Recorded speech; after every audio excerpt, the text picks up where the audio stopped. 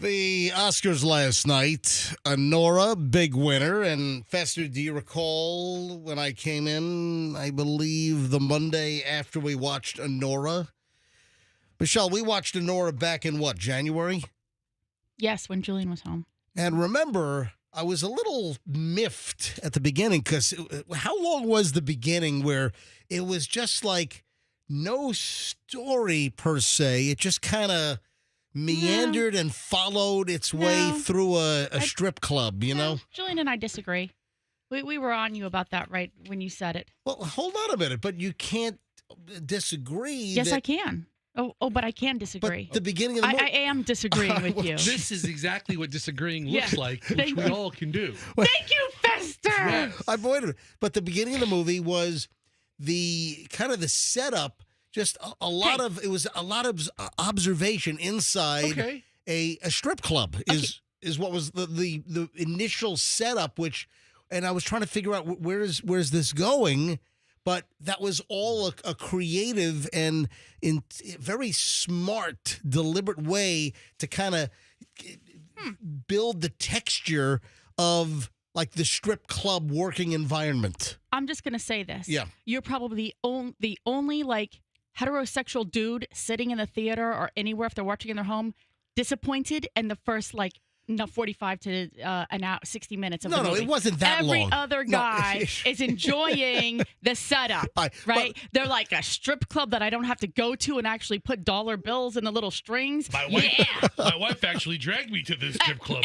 Thank you. Yes. Yeah. My wife recommended this movie tonight. How lucky am I? You're the one who's over there complaining about it. And Julian and I are like, what is happening? What is going to happen? Oh, my gosh. It's like escalating. The tension is escalating. I realize that. I'm not complaining. But you did. You said, where's the story? That's a complaint. It sounds like your son got a free anatomy lesson. All right, listen. Which he needs at age 20, by the way. Nora was fantastic. Yeah. I can't recommend Nora high enough. And, in fact, I said that on the air back in January when Michelle and I, did we watch Nora? In January. But that was that was before I got the screener from SAG-AFTRA. Yeah. So we paid for it. We paid for it. Yeah, we streamed it. And didn't we pay we paid like $20 for it, and then like the next day or Monday of the start of the week they lowered the price to like half for the stream. Yeah. Let me just say, it's not for everybody. It really is not a movie for everybody. I mean, it's, if I were to describe it, I did this with a friend. She was like, what was that about? And I said, it's basically like a raunchy, pretty woman that does not end well. The storyline is it's kind of the same theme. But this is what this director, writer does. He focuses on these types of individuals. I was scratching my head, though, because it was just for the 20 minutes, 30. It was just really you were observing just activity inside an adult gentleman's club, strip club, whatever you want to call it, like a Mons Venus, like the Dollhouse, the Space Odyssey, 2001 spaceship deal. So you're just kind of like a fly on the wall watching the interactions between the dancers and the men and the customers, the men and the dancers. And I was wondering, hey, where's this thing going? But it was kind of setting up the lifestyle and just the environment. And then I got it. Once the movie started going, I'm like, all right, that was very smart to set it up that way. But I was just asking in the beginning. Anyway, bottom line, Nora was the big winner. What did it win, like 5? 5 out of the 6 that it was nominated for. for. Nora was big last night. And again, if you have not, Fester, you haven't seen Nora, right? I have not seen any of these movies. Really? In any of these categories. But you watched the Brian Laundrie and Gabby Petito documentary over the weekend. Which should win something, by the way. All right, we'll get into that. So it is 6:05 at the MJ Morning Show, and I'm glad that I am here to begin the show because there was a moment earlier where I did not know if I was going to be here for the start of the show. Michelle, you scared the crap out of me. You gave me a heart attack. Oh, my gosh, please. No, this is funny. Blessing in disguise if that would have worked out. Wait, what? Kick the seats back, relax, turn the seat warmers on, take a little nap. All right. Andrew sends a text, which I saw way too late, we're heading to work from the Tampa side on the Howard Franklin, the I-275 South. That's South, S-O-U-F, South. That's right. I-275 South. So suddenly I see brake lights ahead. I'm like, Michelle, that doesn't look good. And I just see a whole lot of red.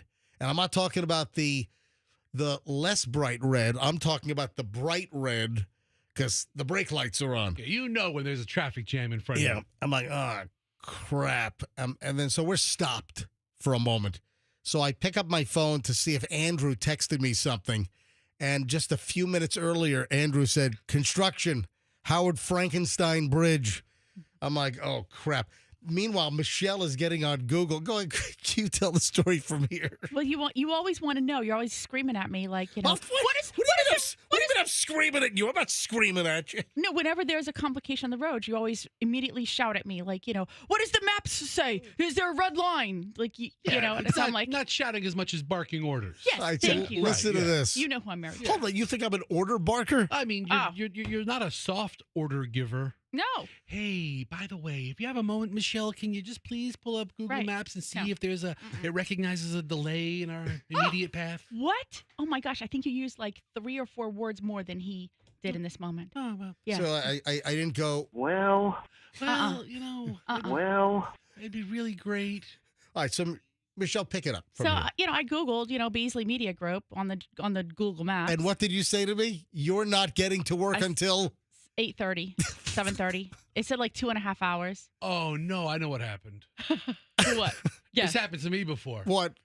It recognized our corporate headquarters down in like Estero or something. Yeah, Naples area. Yeah. So Michelle, I'm like, she's all like, right. she's like, oh, this is a bad backup. We're not getting to the studio until 8:30. I'm like, what? What? And Michelle, when you typed in Beasley Media, our parent company, it didn't pick up the local Tampa Bay office, which is our studios here in St. Petersburg. It picked up the Naples headquarters, and it was going to be a 2-hour and 23-minute drive. I mean, it was like, it's dark. I don't have my glasses on. You're screaming at me. I'm trying to act very quickly. Like, 8:30 arrival. I'm like, son of a... What am I going to do, the whole phone from traffic or the whole show from the phone in traffic? Mm-hmm. All right, anyway. But when did you figure out that was incorrect? Because we were moving, so I was like, that kind of doesn't make sense. Because even though we kind of stopped at that moment, we still continue to move like a snail. Yeah. So As soon as Google Maps said toll ahead at Skyway Bridge, she's like, okay, hold on a second. We're going too far. Let me just revisit this. Anyway, so Michelle made my heart jump this morning. I guess they were doing construction. They had traffic cones down, and a little late. Aren't they supposed to try to get that bridge all done before 5 a.m.? And they must have been running a little late. Here they're looking for a new night foreman if you want to apply for the job. Is that the deal? I drove over the bridge just seconds before the show started, and Was it normal? No delay. So it's all normal. Yep. All right. So our delay around 5:22-ish then has now opened up. So Fester, you had smooth. That's like JB smooth. That's right. Sailing across the I-275 Howard Franklin South, right?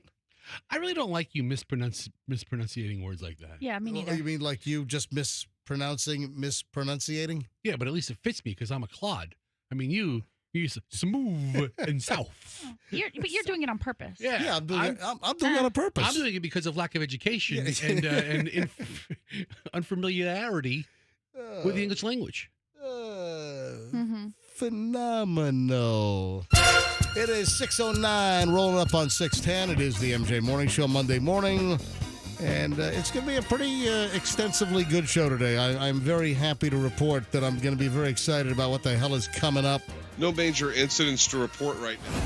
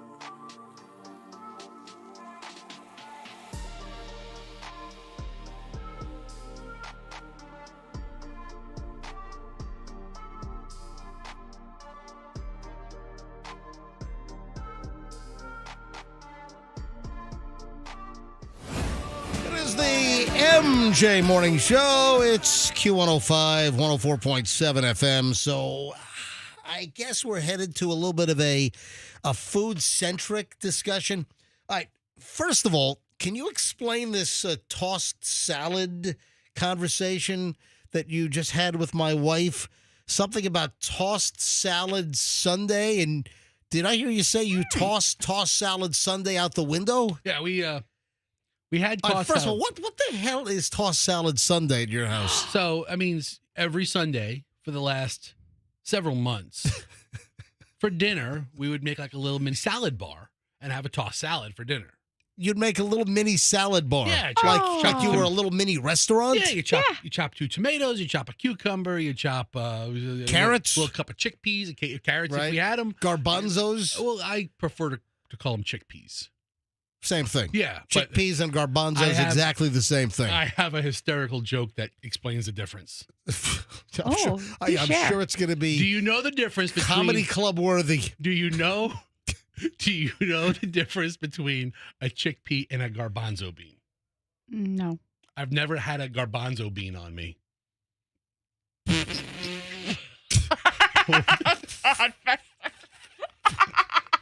the greatest garbanzo bean joke ever. That is awful. So that's a great joke. Why did you discontinue tossed salad night? Because I would think it's a healthy option. You would think that until you saw the gallons of like Thousand Island dressing we're going through. See, I never understood that. And I've had this issue. I've had this problem with Michelle since I think we met. You have a salad, healthy option, and then you slather the damn thing. So you have a salad, which is nutritious. It's low in calories, lots of veggies. And you've got a salad with lettuce and carrots and cucumbers and green peppers, whatever, and broccoli. Yep. And, this salad is a healthy option. As is, it's sitting at about, 80 calorie. I mean, just low calorie. Maybe. A lot of good stuff. So you put some light Italian dressing on or an olive oil and vinegar, nice vinaigrette. You still keep the calorie count fairly low. But you have people like Michelle that insist on slathering the thing with a 5-gallon bucket, like a Home Depot bucket filled with ranch dressing. Okay, see, when you don't like what somebody else does, you use adjectives that have negative connotations to describe it. Are you calling me out? Yes, yes. Like I don't slather my salad in the ranch dressing. I put the appropriate amount. When we used to go to Sweet Tomatoes, I would get one of those little cups. Are you opening up food right now? No. What is?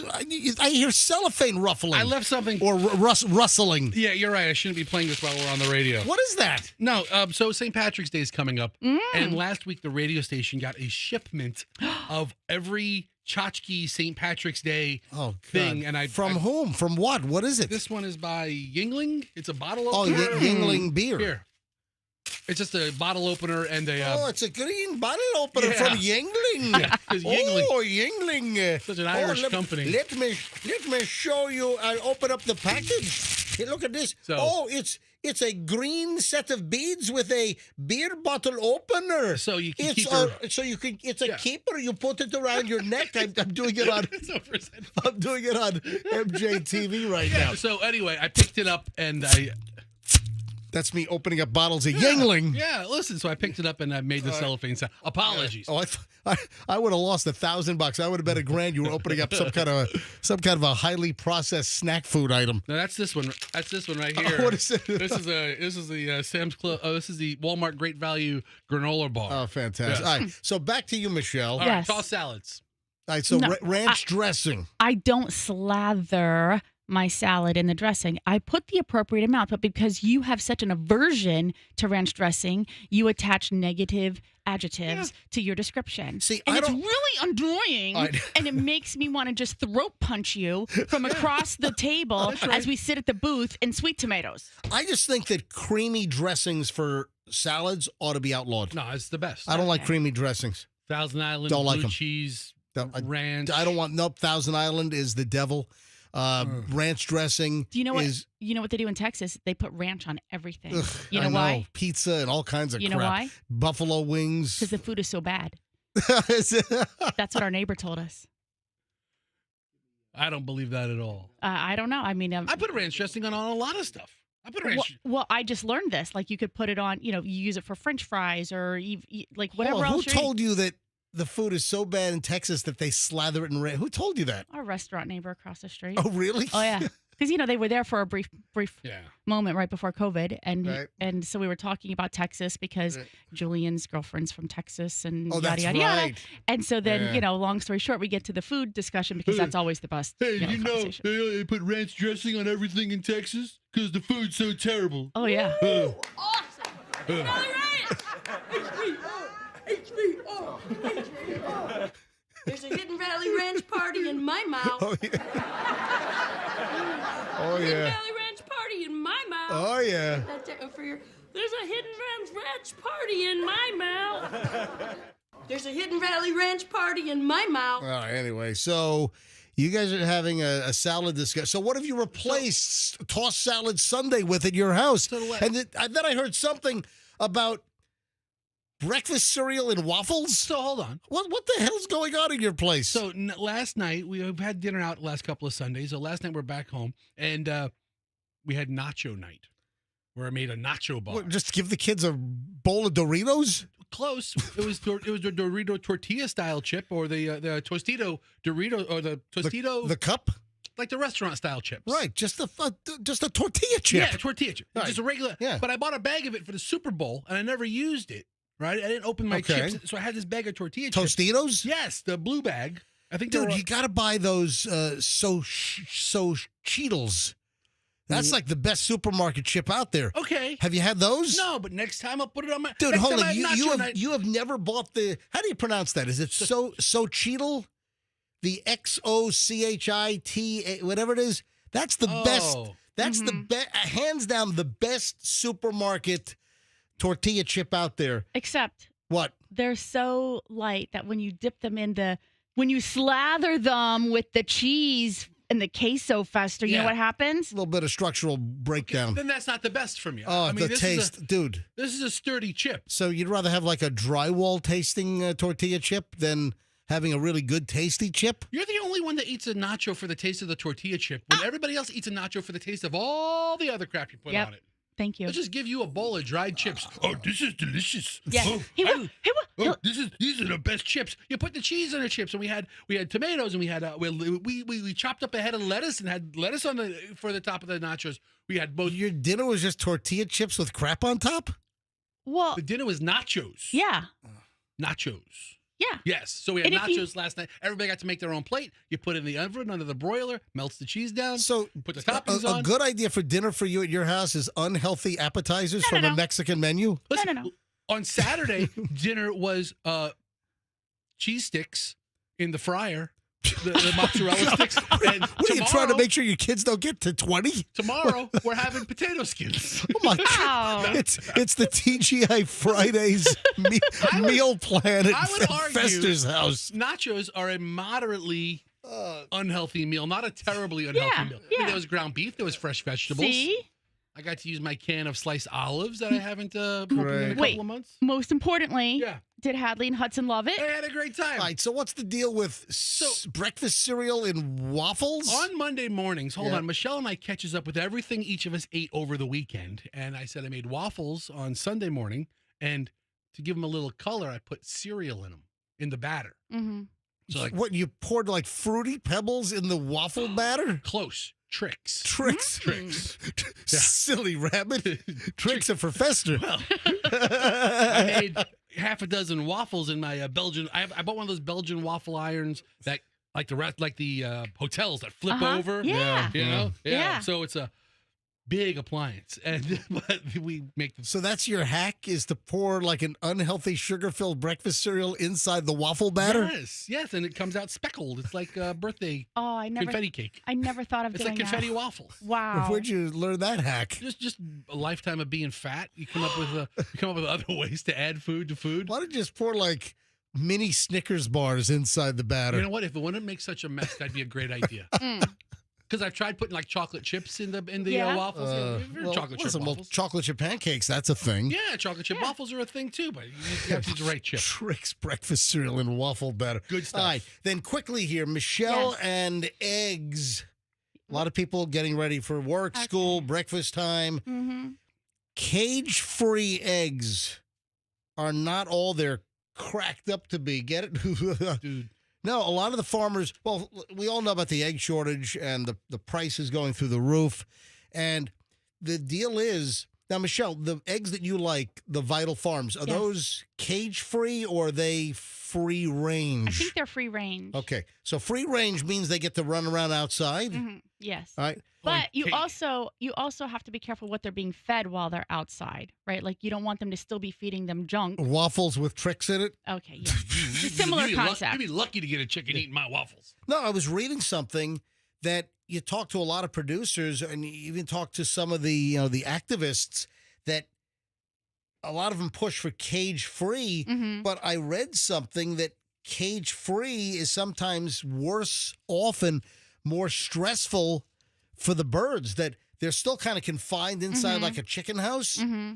but there is a lot of stress and the pecking order and the hierarchy of the chickens, that you got a lot of chickens that get mauled and Ooh. and they cannibalized by other chickens. Oh, stop! I don't want to hear that. It's like Well, being and in the prison yard. So one chicken has a conversation with the other. What are you having for dinner tonight? Stop. Chicken. No, but there's an argument to be made that you see like the chickens all in the cages, dropping their egg a day, that is actually better than the chickens all jammed up into a huge like warehouse running around.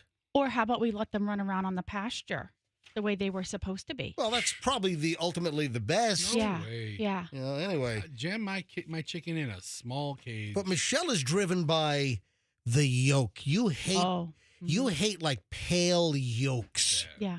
A friend of mine turned me onto this theory. Yeah, and a lot of those Vital Farms or some of Right. the other, better. They're the bright Oh. orange, like a bright orange sun at sunset versus like a pale, gloomy, not even yellow. It's almost like a beigeish, yellowish, right? Right. Like the brighter the color of the yolk is sort of an indication of the flavor, right? Yeah, the the- intensity color of the yolk. or is- the better food that the yes. chicken ate in its lifetime. Right.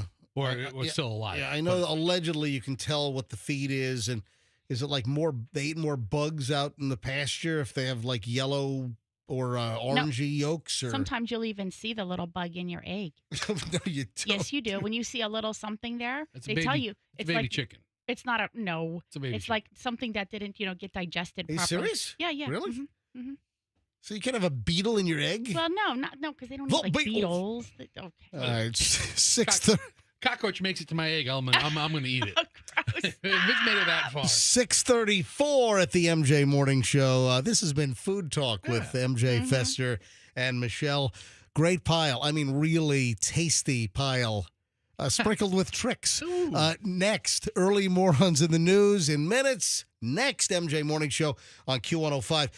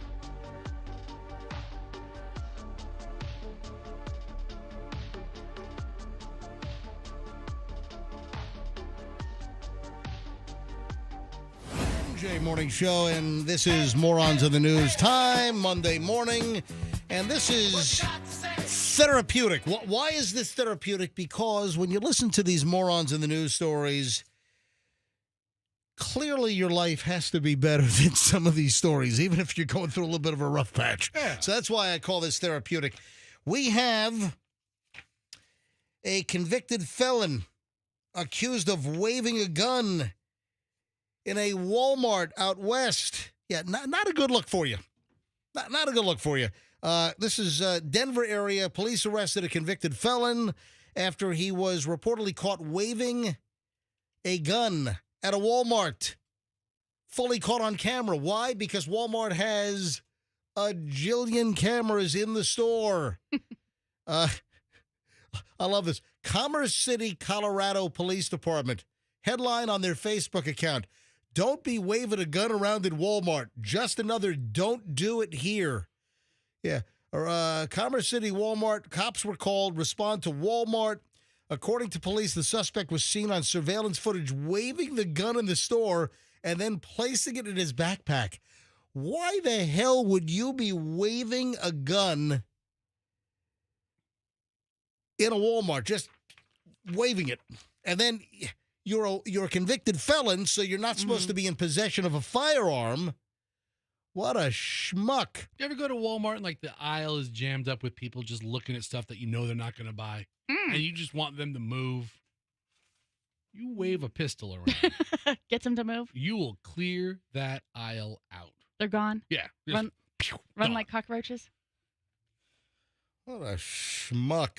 You didn't punctuate when you read that statement, by the way. You didn't punctuate it properly. What? What do you mean? He did that. You know, we talked, I think, a week ago about how people all the periods? Don't. Period. Do. Period. It. Period. Here. Period. That, yeah.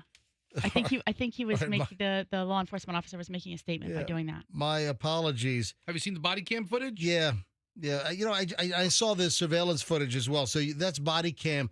But, you know, why would you just pull out a gun? I mean, clearly you're not in your right mind if you're just waving a gun around the Walmart. And then the guy is then I don't know if we could play this. I mean, I'm sure there's some stern officer talking. I don't know. I've got a dump button. I mean, it is news, right? You got it? Here we go. I think he's on the wheelie. He is on the handicap scooter. And he's on the battery-powered handicapped scooter that a lot of these stores offer for free. So is there any audio? Is there a mute thing? Yeah, it's on mute. Oh, man. Don't start. All right, so here's the scuffle. Put your hands behind your back right now. No, that's not me. You're using excessive force. You're fine and you're breathing. You're fine and you're breathing. Stop. Stop. All right, so he's yelling about excessive force, and I didn't do nothing. You know, he's. I tell you what, man, these guys know a couple of the trick words. Yeah. Listen, excessive force, I can't breathe. If you wave a gun around in Walmart, you're rolling around on a motorized scooter, and the guy looks fairly young. Yeah. I mean, they are going to call the police, and you are going to be eating Walmart polished concrete floor. Yes. Before you know it, you're going to be sucking Walmart floor. With the appropriate amount of force. That floor looks pretty clean, by the way. You know, it really does. Look at these sneakers they have on sale off to the side here. Yeah. Some pretty stylish kicks. Those better run. You know, the pumped up kicks. You like those kicks? Oh, yeah. the guy. How'd you have that ready so fast? The guy's got a gun. Better run. Outrun my gun. Outrun my bullet. That's a good. Michelle knows I like this song. Mm-hmm. I've always liked that song. Hey, Andrew, bring up pumped up kicks and just kind of go to like midway through and give me some of the lyric. And it was right next to the kicks. Yeah. And he's waving a gun around. In the shoe aisle. Is there any more audio? I'm sure there is. So far, I got to be honest. This is very clean body cam audio as they take this dude to the ground. Oh, were you able to see what was in his basket? If you stop it, let's take an inventory of what was in the front basket on the motorized scooter, and stop. Oh, I see is that Arrowhead spring water? It's a gallon of water. Yeah, he's got Arrowhead spring water. Looks like a black T-shirt maybe folded up. Look at that. All right, let's see. Looks like toothpaste over there. And then the guy's talking about excessive force. All right, so far we have not had to hit the dump button. So far. Yeah. Let's see if that'll change here. Why is it not playing? It just stopped. Oh, yeah. Oh, there we go. Put your hands behind your back right now. No, that's not me. You're using excessive force. You're fine. You're breathing. You're fine and you're breathing. Stop. For nothing. Stop. I didn't do nothing. Stop. Okay. Stop. I didn't do nothing. I didn't say anything wrong. Oh, y'all just started using force on me, bro. Yeah, because the first thing you did was reach towards the backpack that has a gun in it. Wow. Oh, there's the gun. Yeah, then they're showing a gun. Mm. Yeah, look at that thing. Anyway, that's a good way to get you to chew on some Walmart concrete floor. Man, they ripped him right off that motorized scooter and took him to the ground. Yeah. So the Commerce City Police, they're not playing. Mm-mm. Same thing. And don't test law enforcement on this. That's why we call it morons in the news, just waving a gun around, which is pretty stupid. All right, this is insane. Listen to this one. Train strikes vehicle of alleged impaired driver after girlfriend exposes herself. Say what? What? Yeah, this is like a Mad Libs.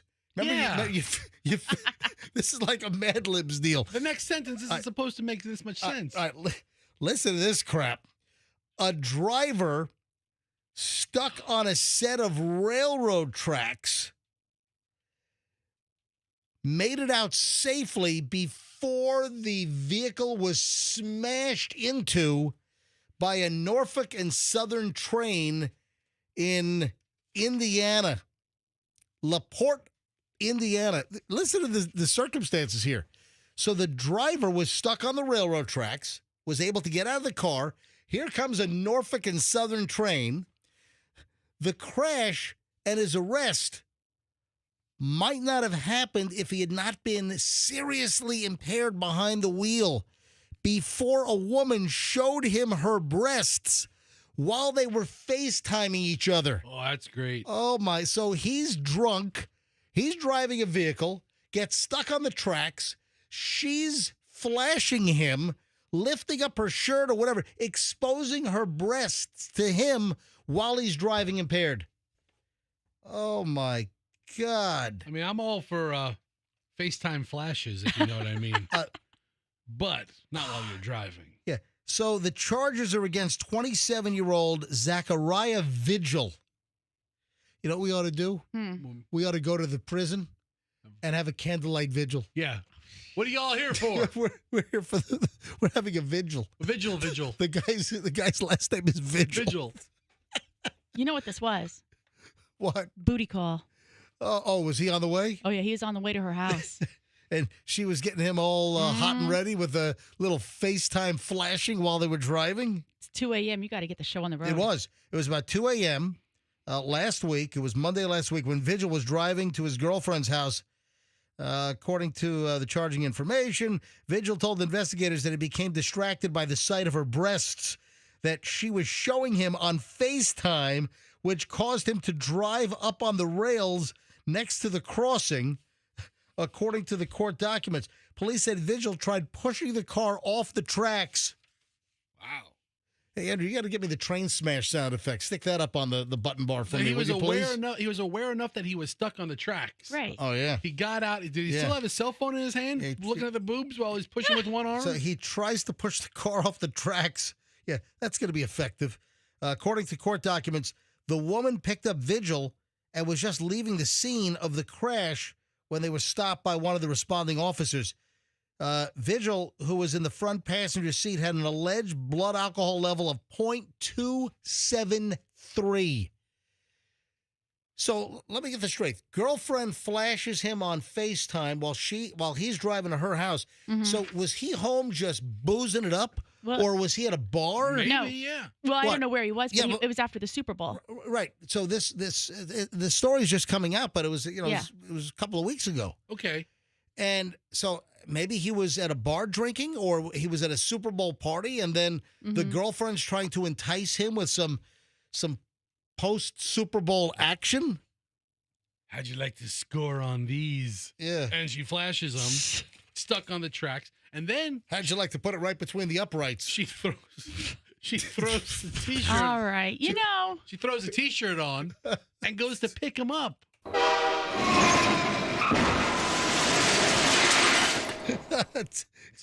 That's his vehicle. Yeah. Smashed by a Norfolk and Southern freight train. Yeah. Cops said there was a very strong odor of burnt marijuana also detected inside the car. That's what you want on the road. Isn't that wonderful? The guy's got a .273 and the whole car reeks of marijuana. So he's drunk. He's getting high.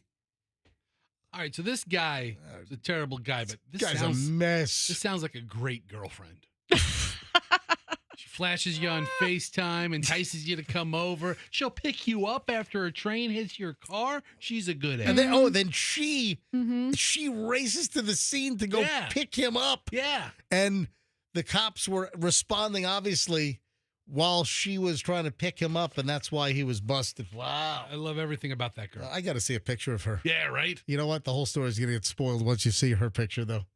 I bet you it's going to be rough. Maybe I just want this one to live in my mind. there you go, Fester. Yeah. Just fantasize. You don't need to meet your Just- heroes. Just a morons in the news, train crash, drug driving fantasy girl.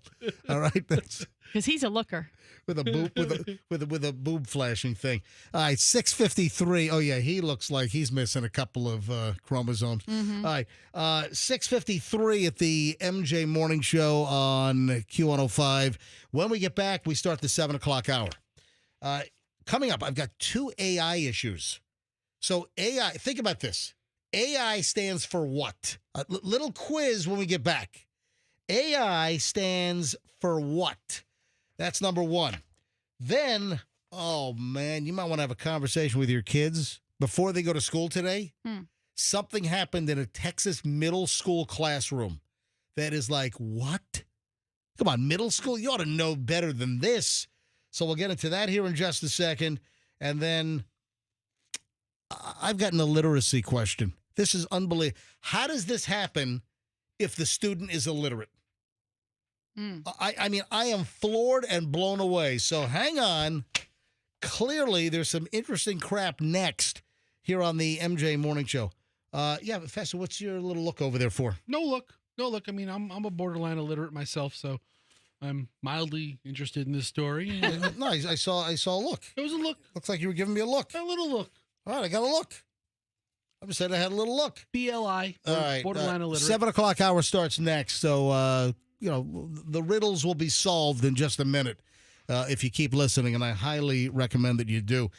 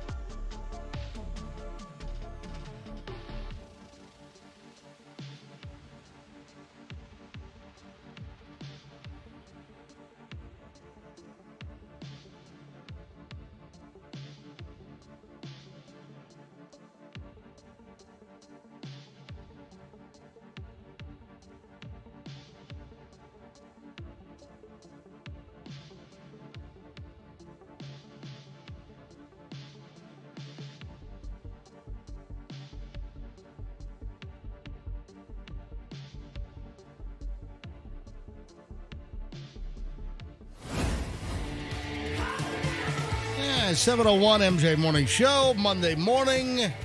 Yeah, it always kind of blows when the weekend's done and, you got to crank things back up on a Monday morning. But, there's always the MJ Morning Show to look forward to. So, listen, if there's any, saving grace, weekend's winding down. It's like, oh, man, got to go back to work on Monday. Well, at least, we're doing our best to, try to entertain you and, get things kind of cranking. When I say AI, right? What are definitions, or when I say AI, what can AI stand for? Right? From an acronym standpoint, or AI. Anybody? I mean, what do you think? AI.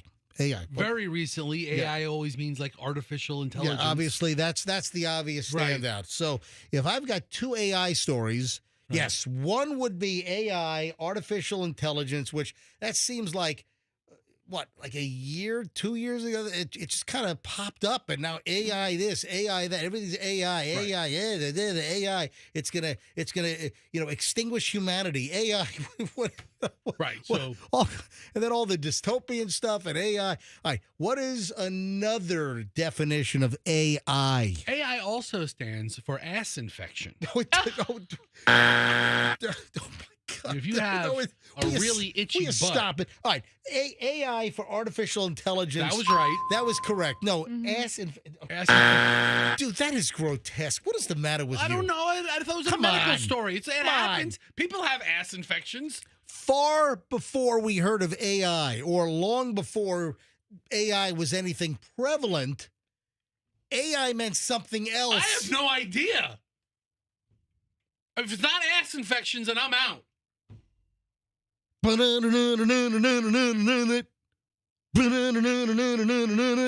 Animated idiot. You. Right there. AI. Animated idiot. That doesn't mean anything. Look at you. You're an animated idiot. Oh, my God. Yeah. Look at you. Animated idiot. Animated idiot. American Idiot? No. Oh, American Idol. American Idol. Yes. Yes. Yeah, MJ moaning up and down is his American Idol theme. Terrible. Terrible. So AI means artificial intelligence. Oh. Or AI means American Idol. Amongst other things like... Remember, that's the way the music goes. Yes. Here, listen. No. See, that's what I'm doing. Okay. That's exactly what I'm doing. I did it perfectly. Stop. No, What? you're not doing it. Why And do- I'm just going to make a suggestion What? from now on. What? You get Andrew back there to cue up the music for you, Right. so that we don't have to listen and watch you do stuff like that. What? The But no, do it bouncily like you just did a minute ago. I would never have guessed animated idiot if he did. All right. Oh, how did you not know that I was doing the American Idol theme with the? I thought you had a medical story about itchy butts. I don't know. I'm sorry. My apologies.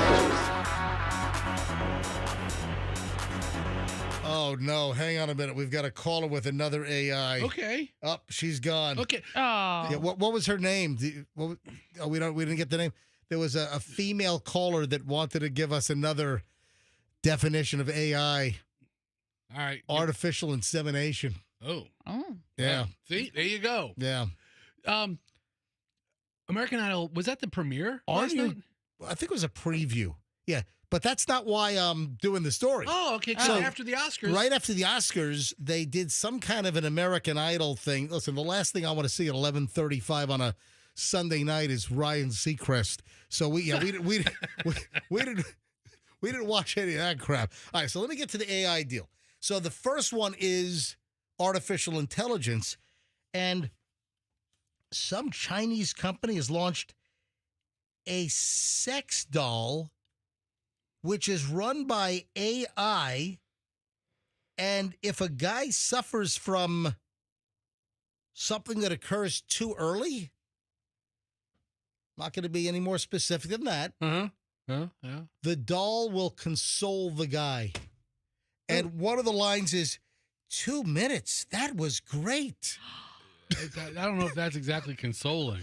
But that's, no, but it does it in a tone that apparently is not like obnoxious or condescending is the word. No, the doll will congratulate and try to make the guy feel better if it's a very quick experience. So 2 minutes is awesome. yeah. Hey, guess how much this doll is? Yeah, the doll is made by WM Doll is the name of the company, and there's a new AI feature in the doll called MetaBox, which allows them to speak. I was thinking of something else, but that's This is 2 boxes. yeah. All right, so one day speak out. all right, now guess the price of the MetaBox doll can cost upwards of $1,900. Take my money, Yeah. please. 1,900. So it's a Chinese company, but they don't sell them in China. They're only sold overseas. Mm. Yeah. And I guess it's going to be available starting next month. The consoling, if the guy's too quick, consolation doll will try to make you feel good if things happen. And it's going to be available next month for around $1,900. I'll start saving my money now. The other AI is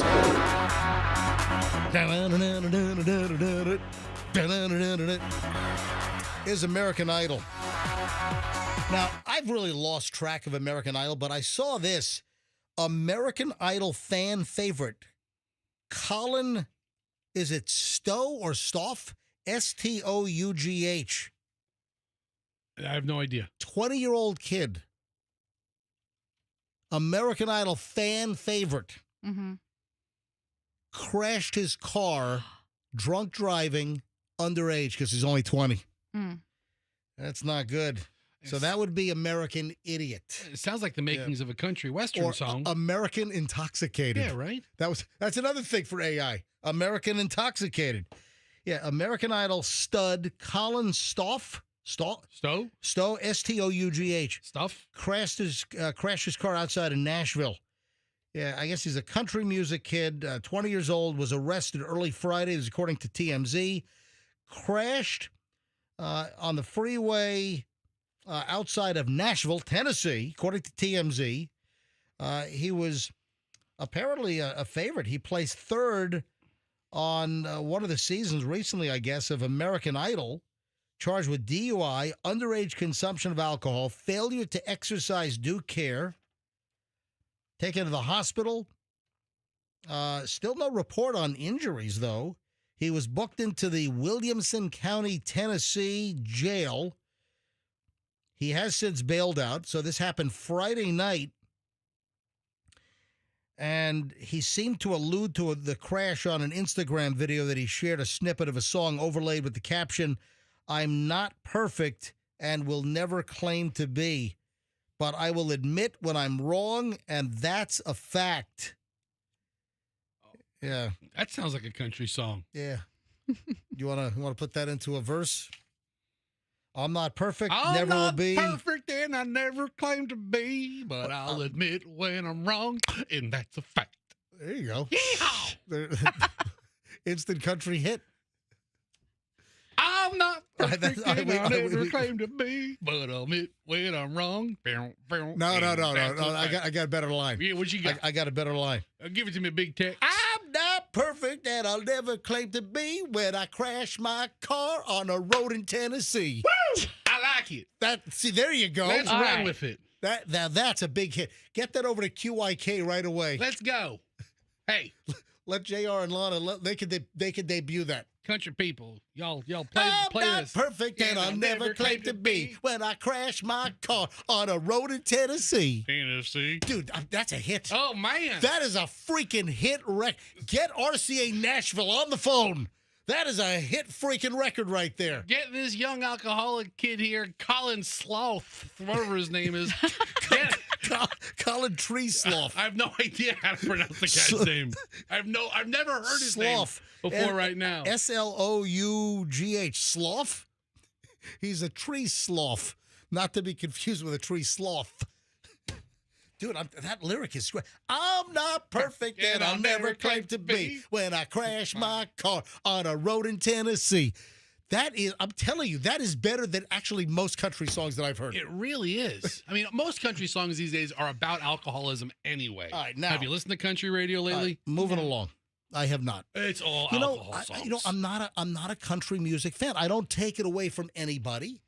If you like country music, if you like our show and you also listen to country music, more power to you. If you love it, you love it. I'm not going to stand in your way. I just don't happen to be a country music fan. Now, some of the crossover stuff, like there is a country music song that I really did like in the last couple of years. What? And this could be one of my my favorite country music songs of all time. Yeah, we fancy like Applebee's. Yes. On a date night.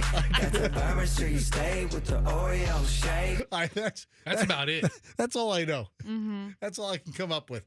Anyway, but if you like country music, that's your jam. I'm happy for you, and I would never take that away. However, let's move along. I don't know how the hell this happens. I got two school stories. What time? 7:30. I got time. So 7:13 at the MJ Morning Show here on Q105. Don't forget, around 7:25, 7:26, we're going to start an hour and 20 minutes of nonstop MJ. It is just it's B to the W, man. It's just B to the W. MJ Morning Show every morning right around 7:25. I don't understand how this happens. How the hell does a student graduate high school with honors, and now the student is suing the Connecticut school district where they went to high school because they're illiterate?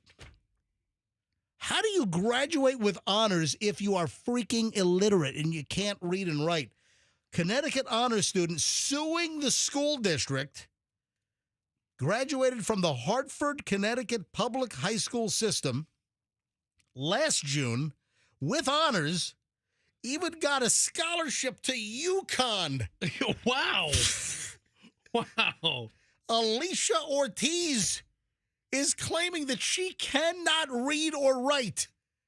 How in the living hell are you graduating with honors? You get a scholarship to the University of Connecticut, UConn. Oh, she's 7'2", female. She's a basketball player. No, I'm kidding. No. That's the place to go. No, I'm kidding. Listen, UConn's got a Girls great basketball. You got it. Well, UConn's got listen. Both men and women, a great basketball program. All right, 19-year-old spent 12 years in the Hartford, Connecticut public school system. Testified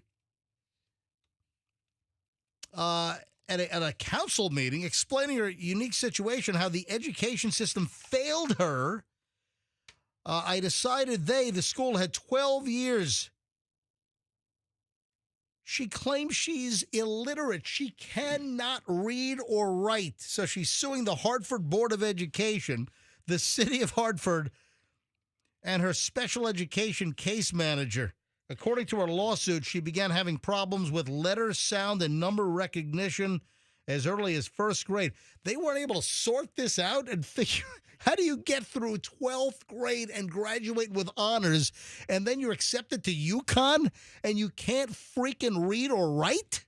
I have questions about all of this. My God. What? What defines illiteracy? When you can't read or write. So you go to a restaurant and you see a menu and you're like, can you read this to me? Or I'll just have the burger. When she was in 6th grade, she was reading at a kindergarten level. Well, she's dyslexic. I get it. Okay. That's why she can't read. Right? Okay. Well, no, that's part of the story. Because they didn't serve her properly. But the point, Michelle, is, how do you get through 12 years of school and a problem is not identified and rectified? They identified it. They just never rectified it. Well, okay, rectified. How are you able to graduate with honors if you are illiterate and you can't read or write? When you have to write that science term paper, I mean. It's called talk to text and AI and chat GPT. So she lied. AI, ass infection? Yes. There you go. That's what the science I paper mean, was that's on. basic. This new medical condition. I mean, it's an unfortunate situation for her because she did, make it all the way into UConn. But, So does UConn, do they rescind their offer of admission? That's going to be a complication for them because they accepted her. All right. Then my second school-related story. Yes. If you're in middle school, I think you should know that you should not share a needle in a classroom to do in-school ink tattoos with a needle among different students. This is insane. Texas middle school students, they passed around a shared needle in a mass tattooing session in classrooms while the teachers were oblivious to what was going on. And they used temporary ink to carve symbols and in another's body. They used a shared needle. This is last week. And, now there's a big concern. Was there anything transmitted, any kind of disease? Oh, now there's the concern. Come on. If you're in middle school, which is typically what, 6, 7, 8. Yeah, 6, 7. It depends on the school day. Yeah. So when I was in middle school, for me, middle school was 8 and 9. So for me, elementary school went all the way to 7. 7th grade was in Virginia Beach when I was a kid. 7th grade was elementary, and then we went to middle school, which was 8, 9, and then high school was 3 years of 10, high school? 11, 12. Yeah. Yeah. So I don't know that. I'm looking at the story right now. One of the students is 11. I don't know that an 11-year-old understands the... Michelle, at 11 years old, you should know that you don't prick yourself with a needle that a bunch of students are passing around the classroom. I'm more concerned with how long a process to tattoo somebody takes and the teacher's not aware or some adult is not aware. Yeah, I'm more concerned with how did the tattoo turn out. I want to see the final work. I'm not a tattoo guy. I don't have any tattoos. However, I can appreciate the artistic ability of tattoo artists. Anyway, teach your kids that you should not participate in a mass tattooing with their friends by using some kind of an ink on a needle, and then everyone's poking each other to do these tattoos with a needle that's shared. Did they break open like a pen and get the ink? You have like big pen ink in your system? Listen, that's how prison tats are done, right? I tell you how a couple things are done in prison. Oh, man. When we get back, we start an hour and 20 minutes of nonstop MJ. Michelle, this little new nickname for me that's disparaging. Out of all of the nicknames, this is the one you don't like? Yeah. Michelle has bestowed a new nickname upon me, and now it's whenever I do something, which people do this multiple times a day, And Michelle has now bestowed a nickname upon me and has now used it at least 150 times since Saturday. And I'm sorry, I'm not very happy with this nickname. Oh, also, the Fester botched headshot. This is this, folks, is it's disturbing. It's hysterical, but it's very, very, very disturbing.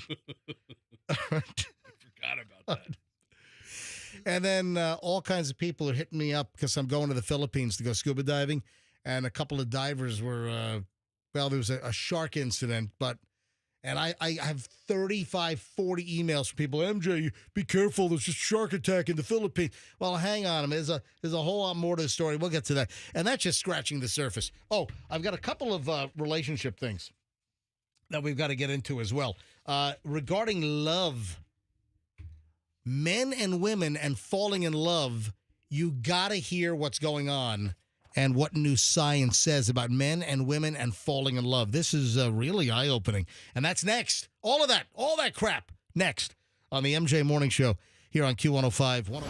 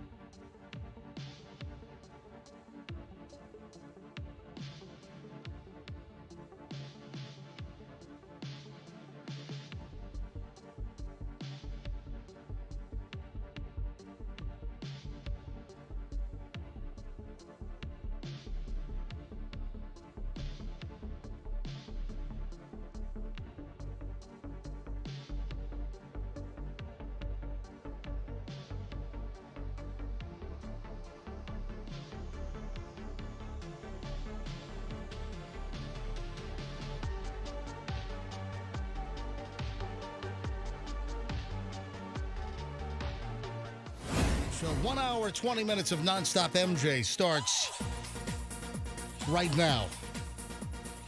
What is this new nickname that Michelle has bestowed upon me and has whacked me with this all weekend long? Actually, we got a couple of food-related items which we need to get to. Mm-hmm. So what prompted you? What did I do? Oh, and then Michelle got angry that I ate her banana. There's a banana. I'm supposed to know that the one banana left in the fruit basket. But it wasn't in the fruit basket. It was on the counter by my porridge maker. That is not true at all. No, that is not true. I took the banana off the monkey banana holder fruit basket thing. Nope. We've got this like little bowl. With a bunch of monkeys on it? No, it's just for bananas? It's like a banana hanger, and it's like a bunch of monkeys, and there's a hook, and you hang the bananas on the monkey hook. That's the tackiest rich people crap I've ever heard of in my life. Where'd we get that? Macy's or Dillard's or something. Did you buy it, or was that a gift? No, I bought it because I read that you should hang the bananas and the other fruit should be below. Okay. I've heard of hanging the bananas, but to get a porcelain monkey to do it. So we had a little argument because I ate Michelle's banana. Why don't you take a black Sharpie and write Michelle's banana on the peel then on the outside? I don't know that I need to. I'm not just angry that you ate it.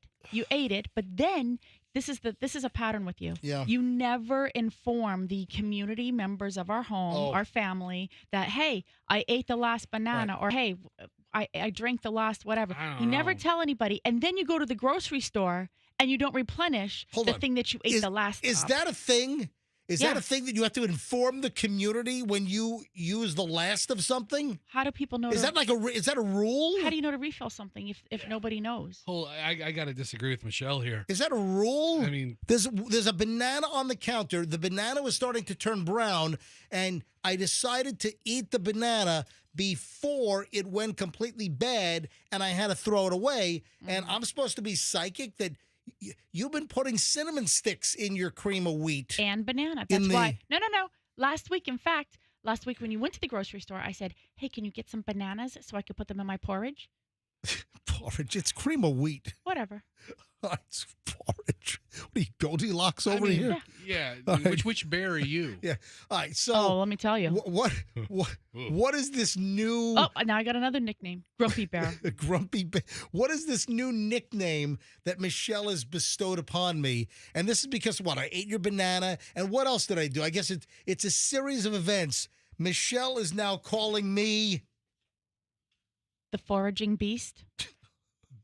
That's a really wordy nickname. I'm the foraging beast. Mm-hmm. I don't.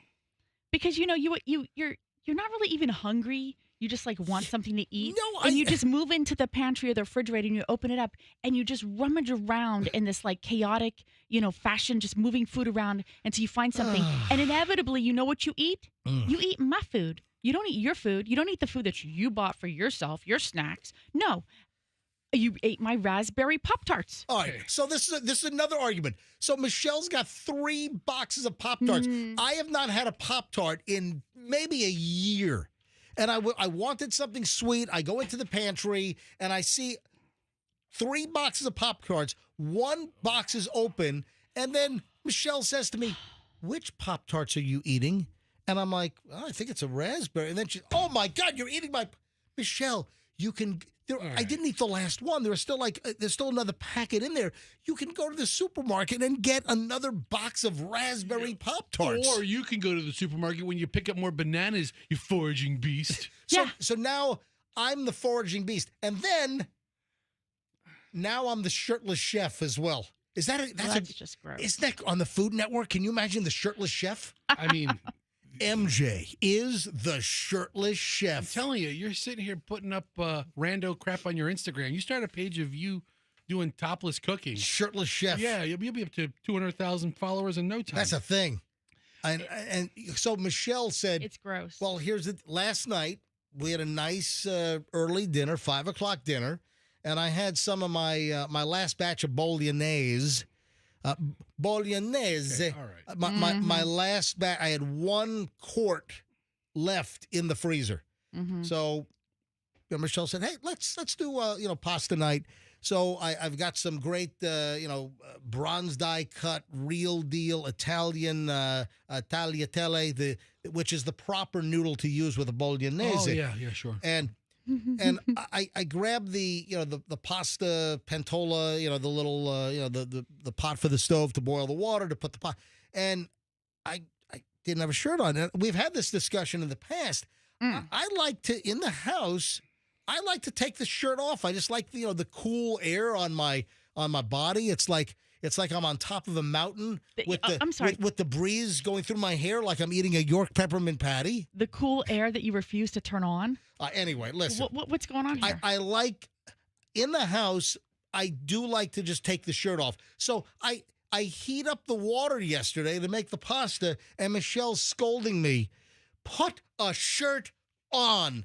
And I'm like, I'm the shirtless chef. It just hit me. I think it's a thing. Yeah, I think you like the alliteration of it. The shirtless chef on the Food Network. It's all fun and games until you get like a armpit hair. Chest hair. Yeah.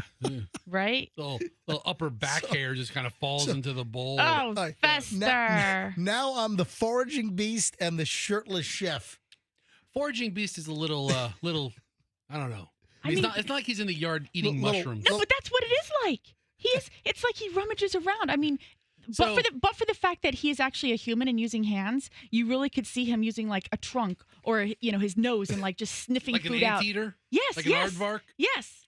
And I'm like, get out of there! You could have eaten your ice cream, but no, you ate my Pop-Tarts. Michelle has no respect for the king of the castle. There are still Pop-Tarts left. I can't. She freaks out on the me. The flavor I'm abandoning, though. You ate the flavor that I'm now buying. You know what?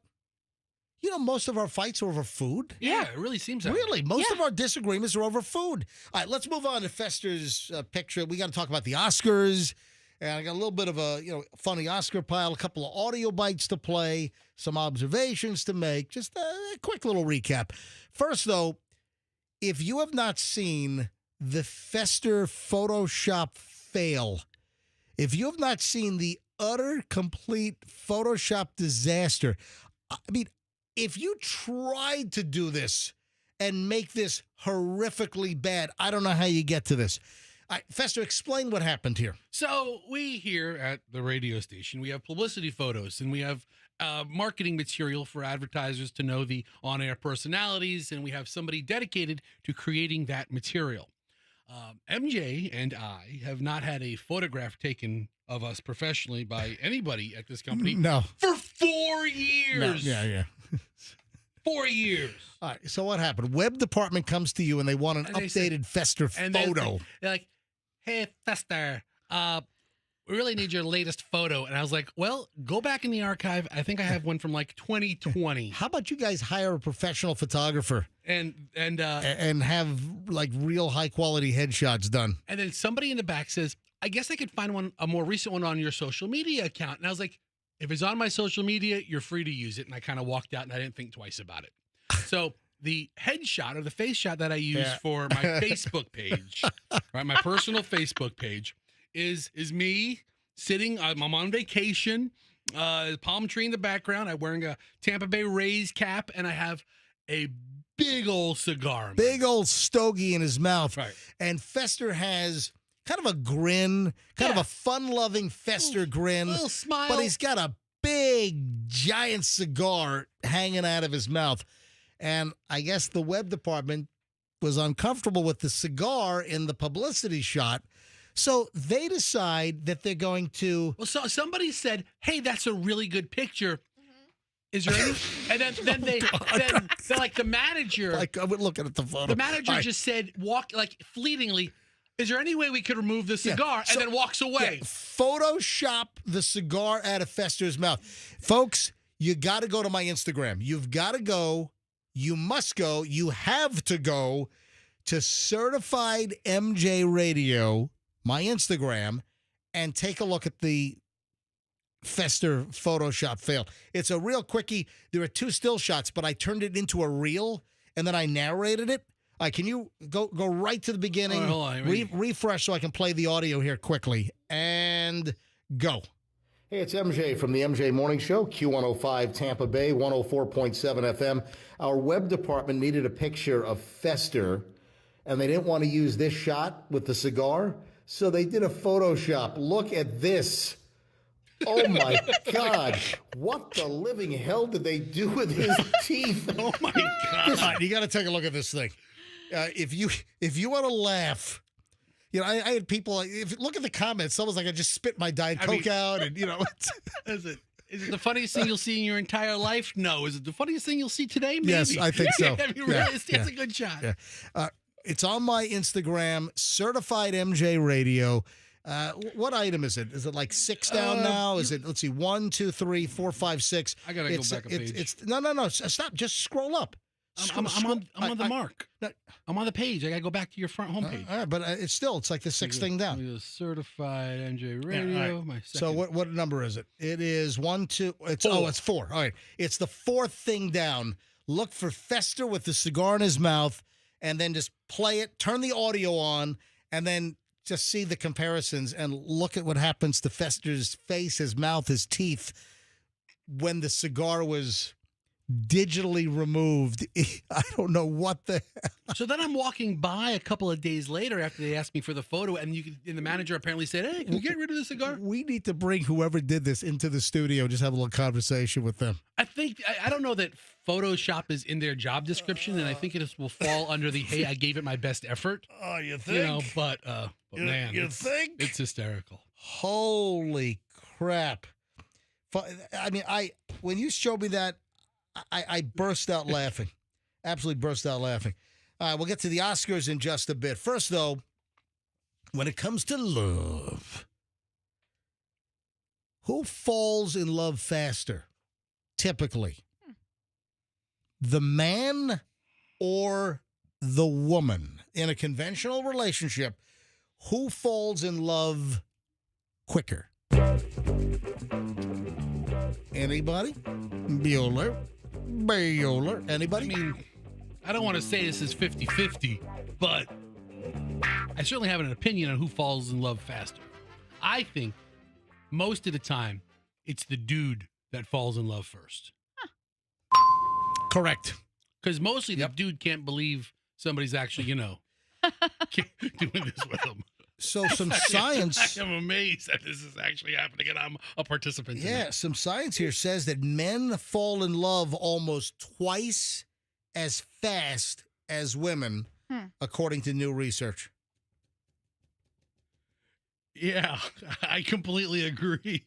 Yeah, so a research study was done. 808 young adults, 33 different countries, including the United States.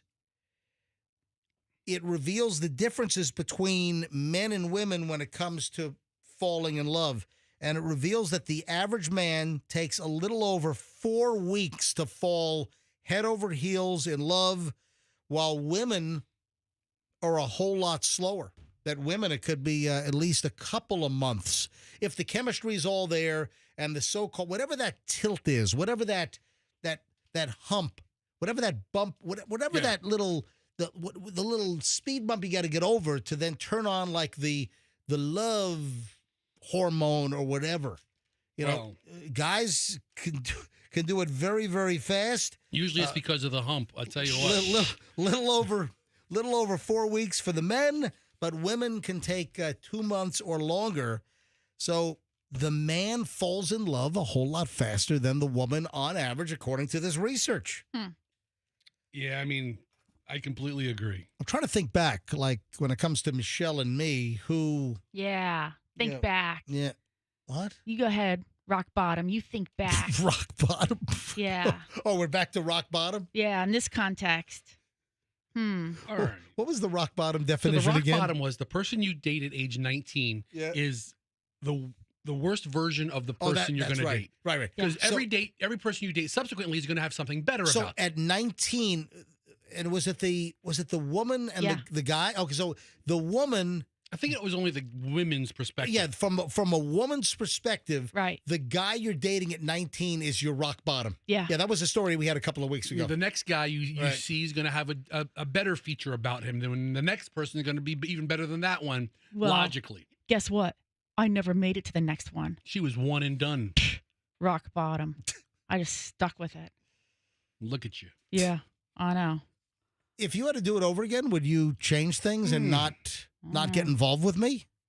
That's a loaded question. Yeah. I mean, some things have worked out pretty well. Other things. Yeah. No, I'm serious. If you had to do it all over again, would you make a life with me, or would you go in a different direction? If you right now, as you sit here right now, would you take me? So let's roll the clock back to when we first met in 1987. Okay. Here's the problem. What? Rolling the clock back to then was you had a girlfriend that you didn't tell me you had the girlfriend. Yeah. So dirtbag. If I'd have known that you had a girlfriend, I would have been like, move along. Listen, So then I wouldn't have gotten involved with you if I knew you had a girlfriend. I knew that girlfriend was on the way out. Oh, did you really? I knew that there was not a long-term. Why? Because she dented your dryer, and you were afraid of her. All right, listen. Well, she. I appreciate she the two dented my dryer because she found your rib jockey. What was that thing called? A little tank top undershirt. Yeah. So Michelle had a jockey brand, and I remembered it was a white kind of slim jockey women's tank top. How fast did you put it on and say, "Oh, it's mine"? And what do you mean? Remember, it had the ribs. It had the It had the tank top ribs, the vertical up and down ribs. Yeah.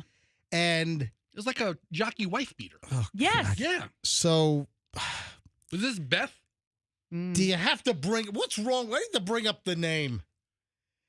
So sorry, Beth. Michelle was at my place, and I guess Michelle left her jockey tank top at the house. Be glad it's all she. And then Beth found it in the laundry, and she kicked my Whirlpool dryer so hard it had like a foot-long dent in it. I mean, it looks like my dryer was in a car accident. How big were Beth's feet? Oh, man, and you had to call your parents to come and settle things down. Yeah, I had some issues. Yeah. Then remember, I broke my toe on the Fendi purse. Yes. I think that was after That was much after that. That was, well, it wasn't much after because we didn't last much longer. I knew this relationship with her was on the way. Fester, why do you have to bring up her name? I didn't. Michelle brought it up. I just gave a name to it. So you asked me if I roll it back. So if I roll it back and I knew that you had a girlfriend, I would have been like, stay away, because I was not that kind of girl. Oh my right? God! Imagine if everything worked out the same, except right now it was the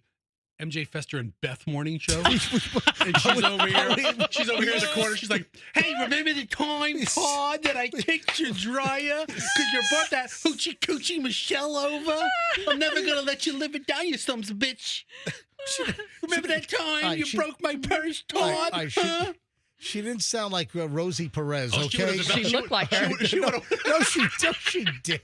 You stop. She would have turned into her. She would have. And then for those that, what was that noise? Michelle going, oh, what the hell? I thought someone was beatboxing. Hey, my piece of crap husband Todd was right when our relationship's getting started. She brings up some skank teller at the Navy Federal Credit Union. No, I wasn't a teller then. I was working at Barbizon Modeling School. Okay, so get this. This hoochie coochie was at Barbizon Modeling, right? And Mr. Romantic over here thought he could juggle two broads at once. Huh? Yeah, no, he did. No, he not on my watch. He thought. Not my man. Welcome to the MJ Fester and Beth Morning Show. You stop it. I love it. All right, and then the broken toe. We were totally on the way out. It was almost done, and I bought her a Fendi purse. Let me tell you how much this man loves me. He broke his toe for me. All right, we stop it. So we were on the way out, and we got into this huge fight. She was throwing crap at me. It's that witch Michelle's fault. She threw the Fendi purse at my head, and it was something like, I don't want your stinking purse, and threw the Fendi purse at my head. Can I tell you a secret? I was aiming for his crotch. He's not that tall. He's not that tall. All right, so she throws the Fendi purse at my head.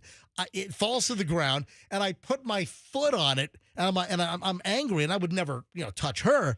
But I grabbed the purse and I yanked it up so hard with the strings or the strap that it snapped my big toe upward. I broke my toe on the Fendi purse, and that was pretty much it. At that point, we were done. And then enter Michelle. Full time. So then what happens? You're calling me and I'm not answering the phone because I know you have a girlfriend. I'm like, you know what? Screw this loser. And then he drives to my house with his car, stick shift with you're not even supposed to be driving because you got a big old boot on your foot. Got a broken and you come over to my house and are like, it's over. I broke my toe. So I would not relive those days. All right. Let me tell you something.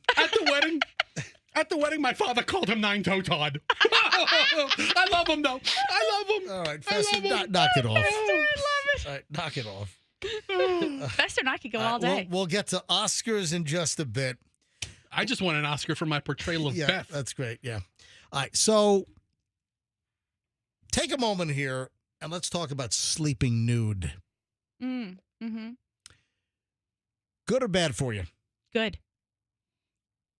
Good or bad for who? No, no. Because I'd say right now, Allison is horrified. No. Horrified. I mean, it's like laying next to Shamu. No. Yeah. If you want to get a good night's sleep, more experts are saying sleep in the buff. Yep. That it reduces body temp, and even if your body, your core temp is normal, having pajamas on or having clothes on while you sleep can increase at least the sensation of an increased body temp and can prevent you from falling asleep or getting a good night's sleep. So sleep experts like, and this is not just any sleep expert, this is a behavioral sleep expert, Dr. Michelle Dreyrup.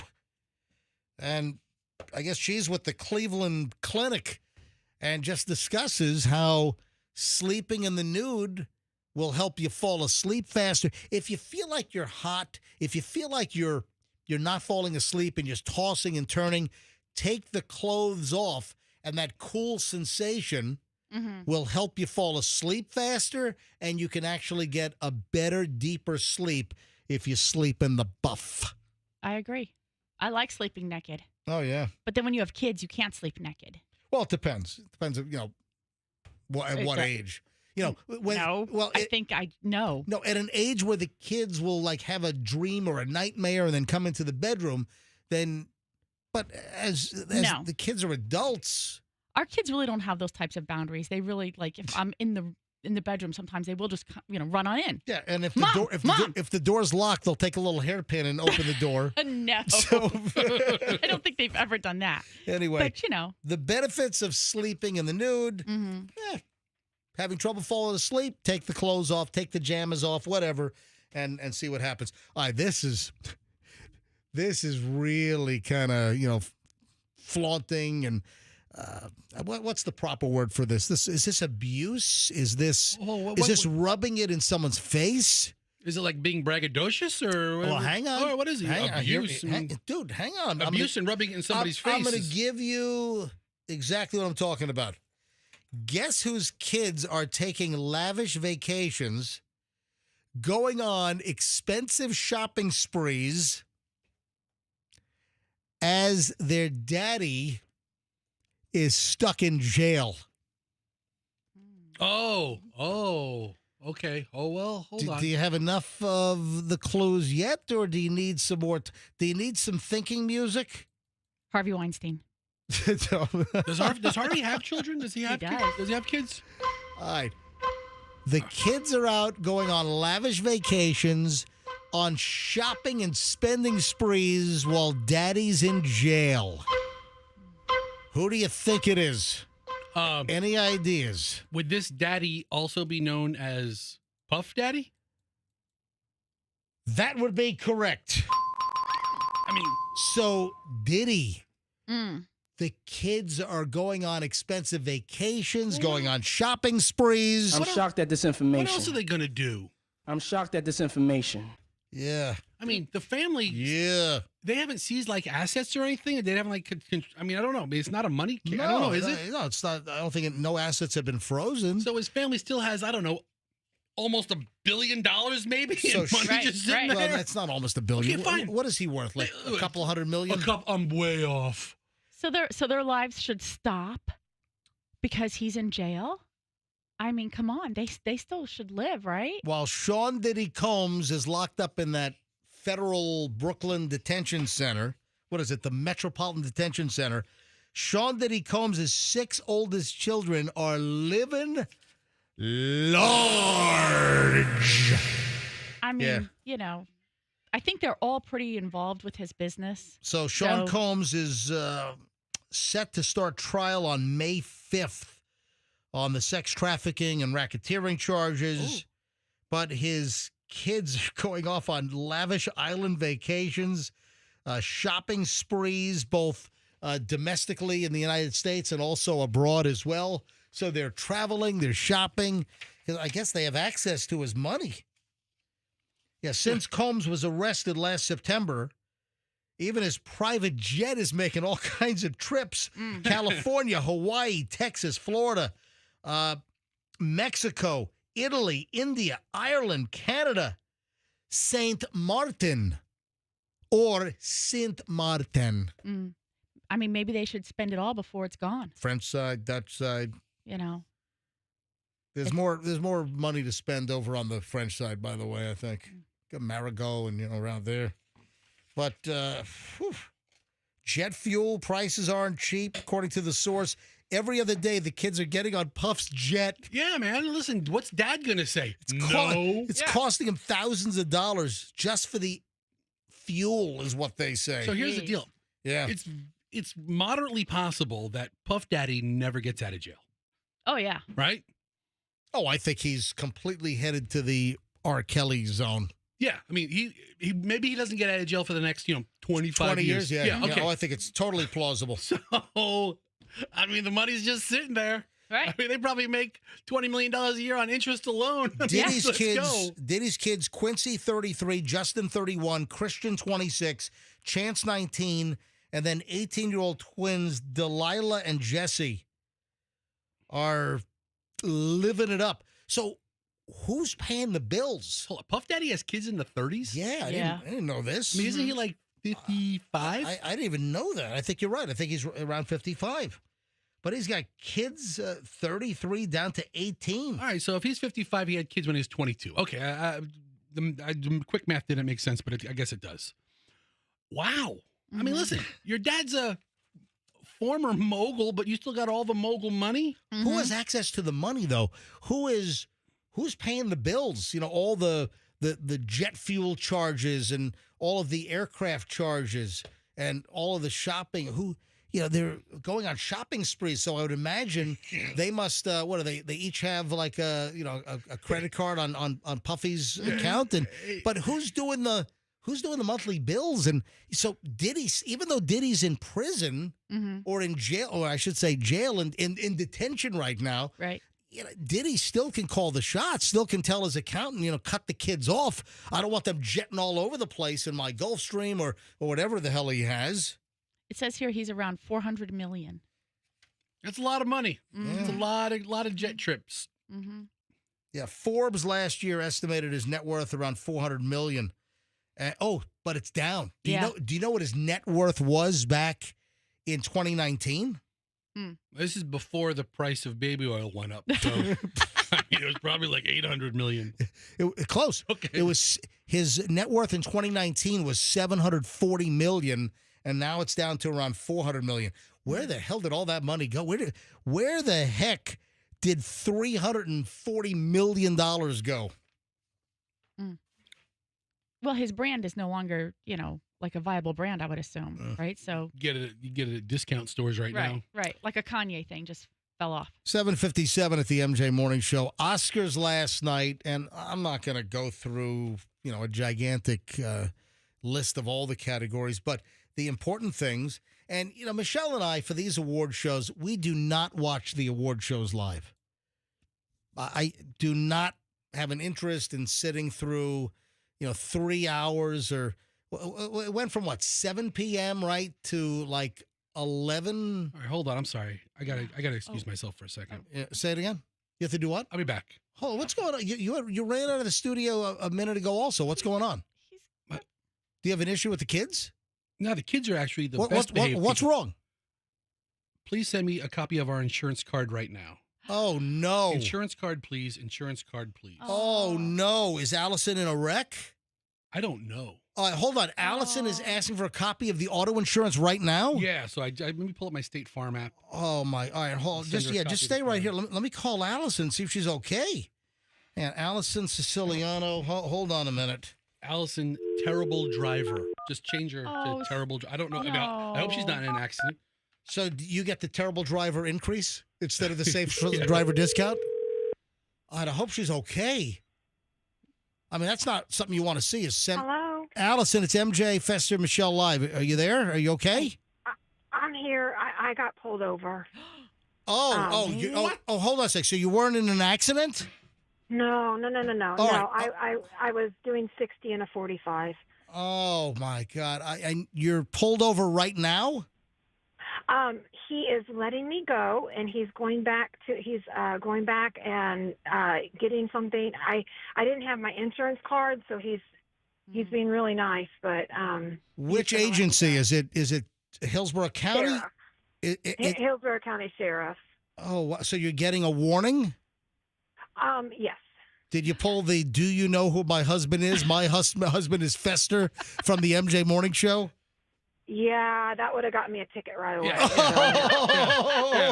Saying your husband's Fester doesn't get you quite as far as saying your husband's MJ. So wait a minute. You just got pulled over for doing 60 and a 45? Yeah. My Hadley forgot her lunch at home. We had to go back home, and that led to a little bit of fast driving. So did it get you right at the speed trap area? Okay, thank you so much. All right, hold on a minute. Can we talk to the officer? Can we talk? No. Can we talk to the deputy? No, he's back he's on a motorcycle. It's the Hillsborough County Sheriff's Office motor unit. Well, he was facing the opposite way. He was facing the way I was going. Right. And then, so he was tagging my car through the back of his why am I thinking helicopter? Motorcycle. He has his motorcycle pointed at you. His motorcycle was the shooter thing was on the back of the radar was on the back of the motorcycle. Motorcycle. Listen, Allison is nervous and shaken up. Yeah. When you confuse a helicopter with a motorcycle, you're a little rattled. Right. Yeah.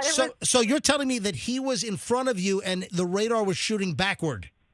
Correct. And then, so he was doing that, and I knew that he was going to pull me over right away. Oh, man. I saw him do a U-turn when I was going to my house. Yep. And so I thought, he's probably getting people, but I didn't see him. Yeah, he's getting you. Didn't see anybody else. And so then I. Usually, I don't have any experience with this, but, it seems that the motorcycle units are much less inclined because they're typically out on a specific enforcement. And I think that Allison, you're very lucky to get pulled over by a motorcycle unit and then get a warning and not get an actual ticket. I think you're very lucky. He was very, very kind. He was very kind. Luckily, I had all my information minus the insurance card.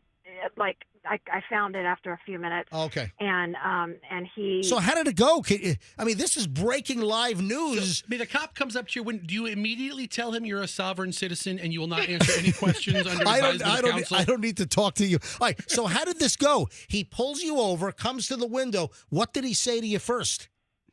Do you know how fast you were going? And I told him I did. Not fast enough. Fast. Allison, that's rule number one. Hold on. What? Say it again. What did you say? Well, he said, I think he said, do you know how fast you were going? And I said, I'm sorry. That's what I said. I said I was sorry. Sorry we got caught. And then he told you were doing 60 and a 45? Correct. And then So how'd you get out of this thing? Well, he asked me why I was going so fast, and Hadley was in the passenger seat. You know what? You should have said, I'm late with a meth delivery. I probably should have, but that probably would have gotten me a ticket. No, but that would have gotten you pulled out of the car with the dog sniffing at the whole thing, and Hadley's on the ground cuffed. All right, so cuff the kid. All right, so Hadley's in the car when you got pulled over? Correct, and the dog was on her lap, and it was a little chaotic, and I got all my stuff ready, and he was like, why are you late? And I told him that she forgot her lunch, and we were going to school, and that I just didn't realize what speed I was driving, and I told him I was sorry again, and he went back to the motorcycle and ran my stuff. And then when he came back up, he said that I have a relatively good driving record.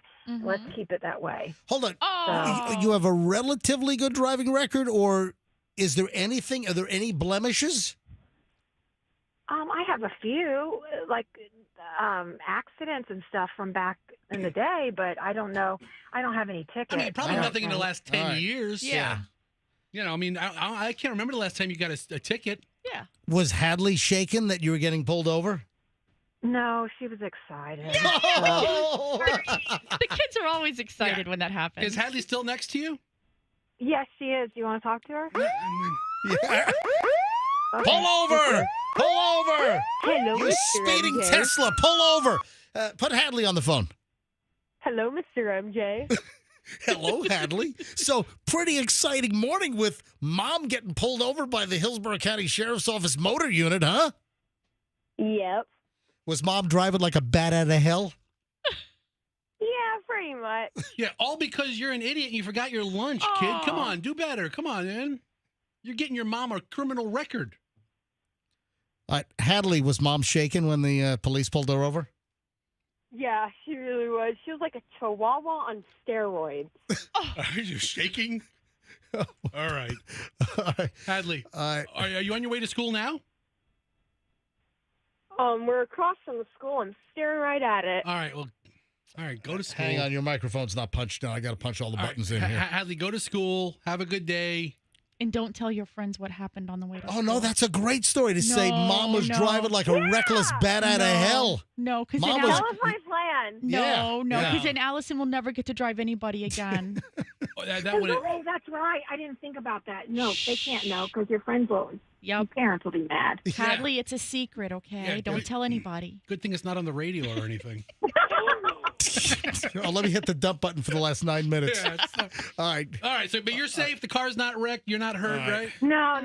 We're all safe. We're good to go. All right. Yeah, you just derailed us from the whole Oscars presentation. All right. I am so sorry. It was riveting. Get back to that. That's all right. It was riveting. All right. More riveting Oscar talk coming up. No, because Fessy, you were distressed. You left the room once, and then you're like, I got to leave again. I'm like, what's going on here?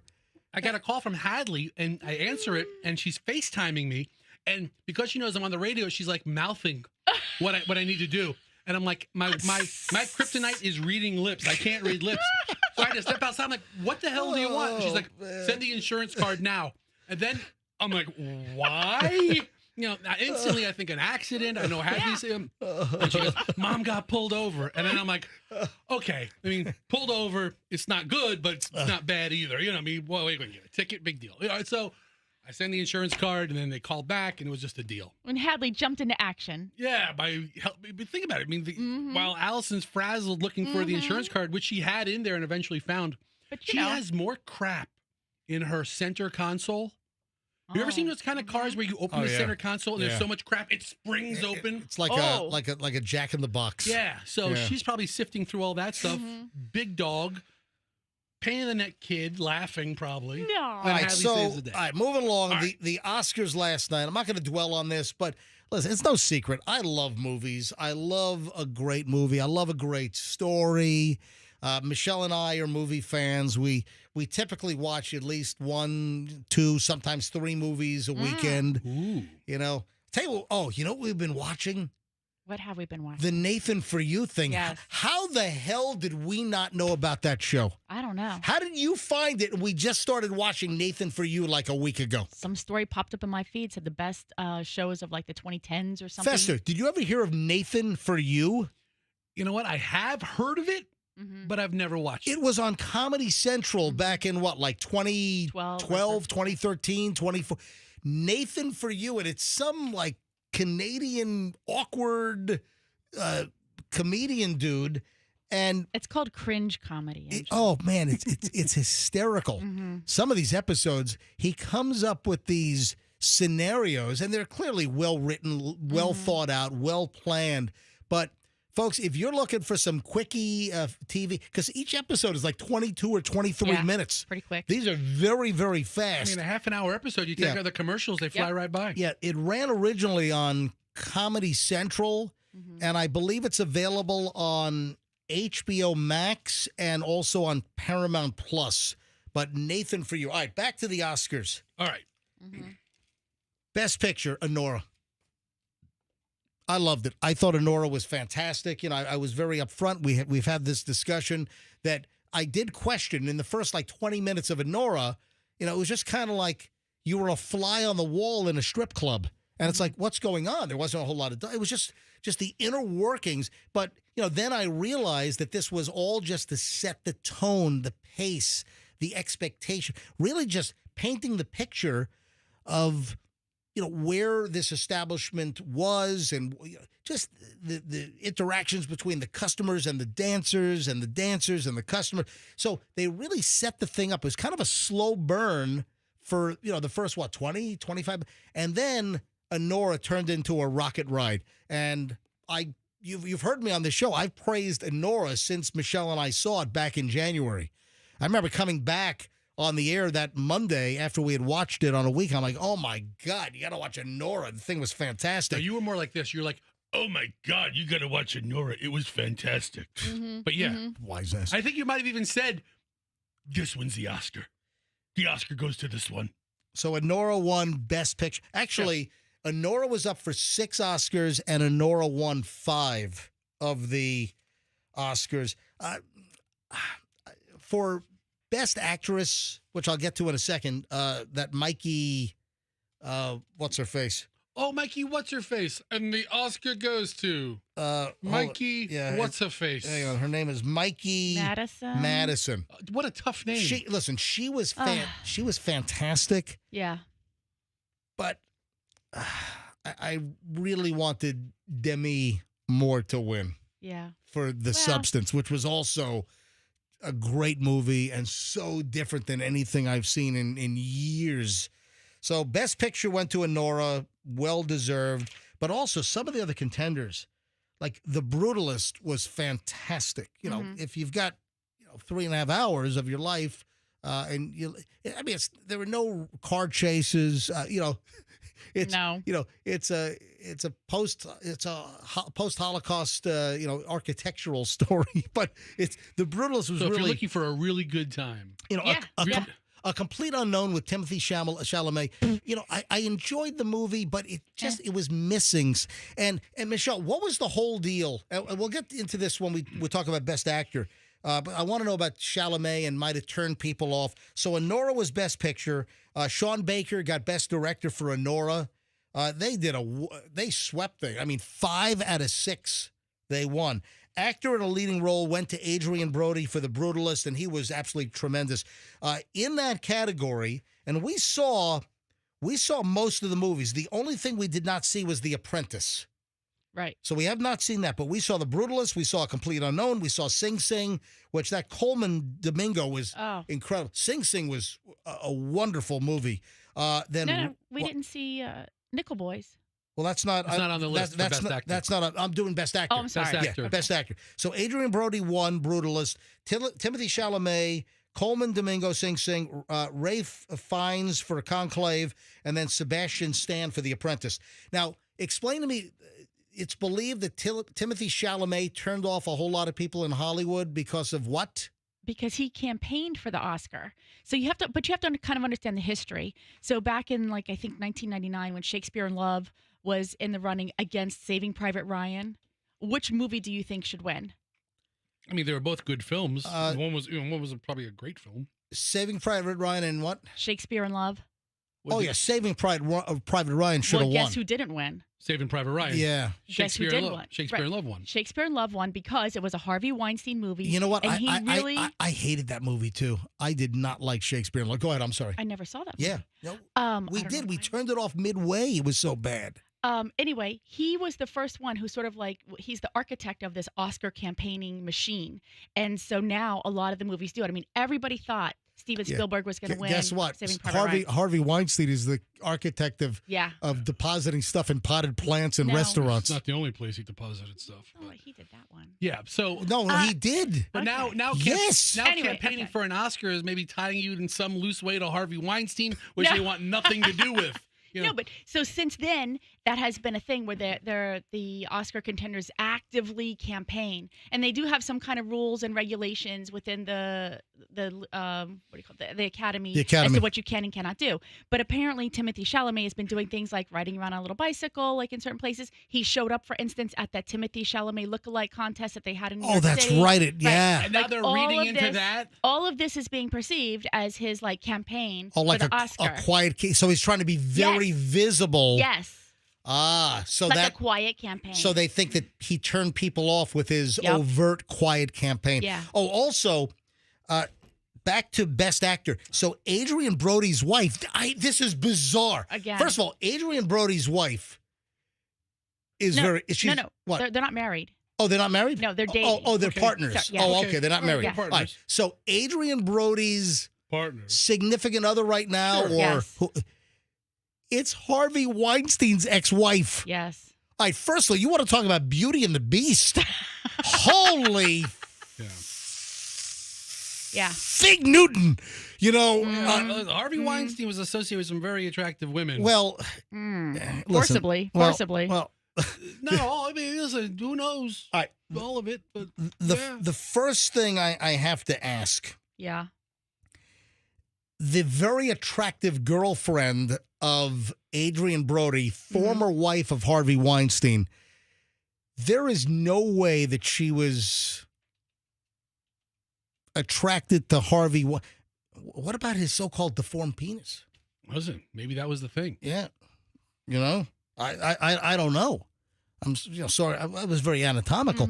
But are we to surmise that the woman that's with Adrian Brody now, who, again, very attractive, they showed her a lot in the Oscars audience last night. Mm-hmm. Are we supposed to believe that she was truly in love with Harvey Weinstein, or was she Okay, so an opportunist? a or little backstory there. looking for. She had a dress a dress designing company, Right. right? And so that was a thing when Harvey Weinstein was running all of these campaigns, and he had all these celebrities that were in movies that were being nominated, and they were walking the red carpet. He would make them wear the clothes from her clothing line. Oh. So then her clothing line got all this tremendous press, like Scarlett Johansson and whoever was walking the red carpet wearing Georgina's line. And so her company obviously experienced a tremendous amount of success while they were married. And the minute that all that news broke back in 2017, Oh, she fled? well, no, her company, kind of tanked a little bit. Oh, that's right. Right. And then her partner left. The partner in the business left. Right. And so she is trying to re-enter that space again. So now she's hooked herself to Adrian Brody's giant nose. Yeah. Yes. I mean, she tries to claim that she knew nothing, like nada. Nothing about Harvey Weinstein's antics. And she had no idea why the girls she thought that those celebrities were wearing her dresses because they really were sincerely interested, but the story came out that in fact no, he was the one who said, "You're going to campaign and this is what you're going to wear on the red carpet when you go to the show." Yeah. So, and now, of course, so I was reading, and I think it was in the New York Post, the article said one of, an insider, a friend supposedly said, she's found her way back, to the Oscar stage via, Adrian Brody. Well, two things. One, they were married for a long time. They met like in 2004. They married in 2007, divorced in 2021. Right. Yeah. It's a long marriage. It is a long marriage. And she obviously has a thing for deformed body parts. Because Harvey's weighing and that mushroom thing that he has down there, whatever that is, I don't have no idea. But I've never seen it firsthand. You really have to get that. Really, I've only heard, but it's like, whoa. All right, and then Adrian Brody. That whole thing came up in the whole Harvey Weinstein situation. Harvey Weinstein's unit was. He's out of the picture now. Right, yep. And now Brody with that nose. Yeah. Making the two of them Eskimo brothers. Do you remember the story? Unbelievable. You remember the story we had that I can't remember when it was, but we had the story somewhat recently that was it a makeup tried to pull off Adrian Brody's nose because they thought it was the prosthetic nose. Yeah. On this movie, The Brutal. Yes. Was it The Brutalist? Mm-hmm. He's like, that's my real nose. Yeah. He doesn't talk like. Whatever. By the way, Adrian Brody is a phenomenal actor. All right, so but wait, what were you so impressed with his running up the stage that he pulled? Did you see during the Oscars? Yeah. And again, Michelle and I, we do not watch these shows in real time. I set the DVR. We record these shows. We get let the show record for like an hour and a half. We're doing something else. We're watching other stuff. We were watching like Nathan For You. That's what we were watching, the old reruns and or the streaming. And we just waited for the Oscars to really build up so then we can kind of just cruise through all the junk and just watch the important stuff. So when Adrian Brody won Best Actor for The Brutalist, he's running up on stage, turns around, pulls chewing gum out of his mouth, and tosses it to Harvey Weinstein's ex. And she catches it. And then started chewing it. Oh, God. All right, so actress in a leading role from the Oscars last. I'm a little upset about this. Mikey Madison, who was fantastic, but listen, she's young. She's got plenty of years ahead. Look at you. Did I love Honora? I did, but I really was rooting for Demi Moore. Who's at the end of her life. I was and really will never come back again. Aww. Yeah, seriously. What are you saying? The best actress wins. I was really rooting for Demi Moore for the substance. But Mikey, who is fantastic in Honora, she won, which it's kind of like life imitating art that Demi Moore in the substance, her career was fading, so she took the substance to become younger again. Right. And then here we have the younger actress beats her out for Best Actress. Yeah. So there's kind of a little... Oh, I thought you were going to make the tie-in that Demi Moore made a movie about a strip club that was like a total laughable flop. And now Honora's about a strip club also. What was the name of that movie with Showgirl? No, Striptease? Nah, was that? I can't remember. Yes, I think Was she it did Striptease? Was that it? Striptease. Was that it? But I thought that's where you were going. All right, then Kieran Culkin was actor in a supporting role, A Real Pain, with Jesse Eisenberg. Man, that guy gives me the jitters. That Jesse Eisenberg, he just makes me nervous. And I'm not nervous, but he makes me nervous. Why? No, he's just a very just He's not a me. He can actually say words. He's clearly a smart guy, and I did enjoy the movie. By the way, A Real Pain was a very good movie. And who was the Jennifer Grey? Who, once she had the nose job after Dirty Dancing is like unrecognizable, but Jennifer Grey, Nobody Puts Baby in a Corner was in that movie as well. Right. But I really enjoyed it. So Kieran Culkin got actor in a supporting role and then actress in a supporting role. So Amelia Perez was not completely shut out because of the Twitter scandal with the lead. So Zoe Saldana, she won and we haven't seen that one yet. I do have the DVD. I do have my screener from SAG-AFTRA Awards, but we haven't watched Amelia Perez yet. But Michelle says I won't like it. Is that true? See. Oh, no. All right, a couple of pieces of audio, then we'll move on. I thought this was, first of all, Conan O'Brien was fantastic. I thought Conan O'Brien did a wonderful job. Conan O'Brien, one of the best Oscar hosts in a long, long time. So kudos, Conan did a kick-butt job. Conan, he's kind of like vanilla ice cream on stuff. He's not controversial. No, he had a couple of, snappy lines. Hasn't the Oscars suffered a few years of questionable hosts, or Kevin Hart lost a job? Then they go a year or two with no host. Oh yeah, and they did. Didn't they do the Tina Fey and didn't Amy Poehler, Tina Fey? They stepped in or something. So he's very Johnny Carson-esque in where he's a good show manager. You know what they should have done? They should have had Harvey Weinstein and P. Diddy host. Yes. I think it's a pretty thankless gig. I don't know that you're even getting paid, and then you're criticized so heavily. I got to believe that whatever pops up, that all the reviews on Conan are going to be pretty solid. Listen to this. Well, we're halfway through the show, which means it's time for Kendrick Lamar to come out and call Drake a pedophile.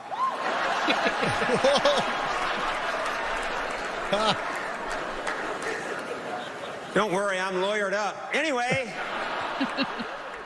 Pretty funny. All right, more Conan. Little fact for you, Nora uses the F word 479 times. Oh. That's 3 more than the record set by Carla Sofia Gascon's publicist. You cheated what?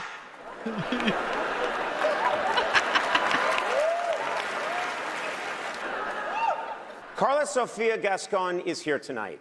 And Carla, if you are going to tweet about the Oscars, remember, my name is Jimmy Kimmel. So that's the actress that got in trouble. Were they homophobic slurs? It was anti-Muslim. What was it? Maybe anti-Semitic.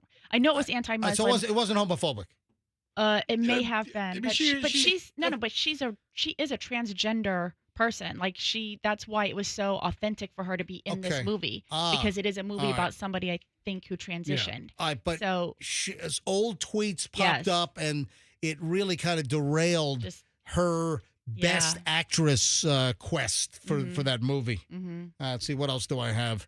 And then I want to talk about the sex workers, because there were multiple mentions of sex workers because of Honora and the sweep. So we'll get to that in just a second.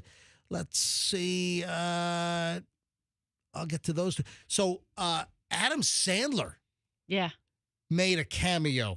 And, of course, everyone's in their finest formal attire, men in tuxes, women in formal dresses. And then they have Adam Sandler sitting in the audience in a blue hoodie and basketball shorts. Good for him.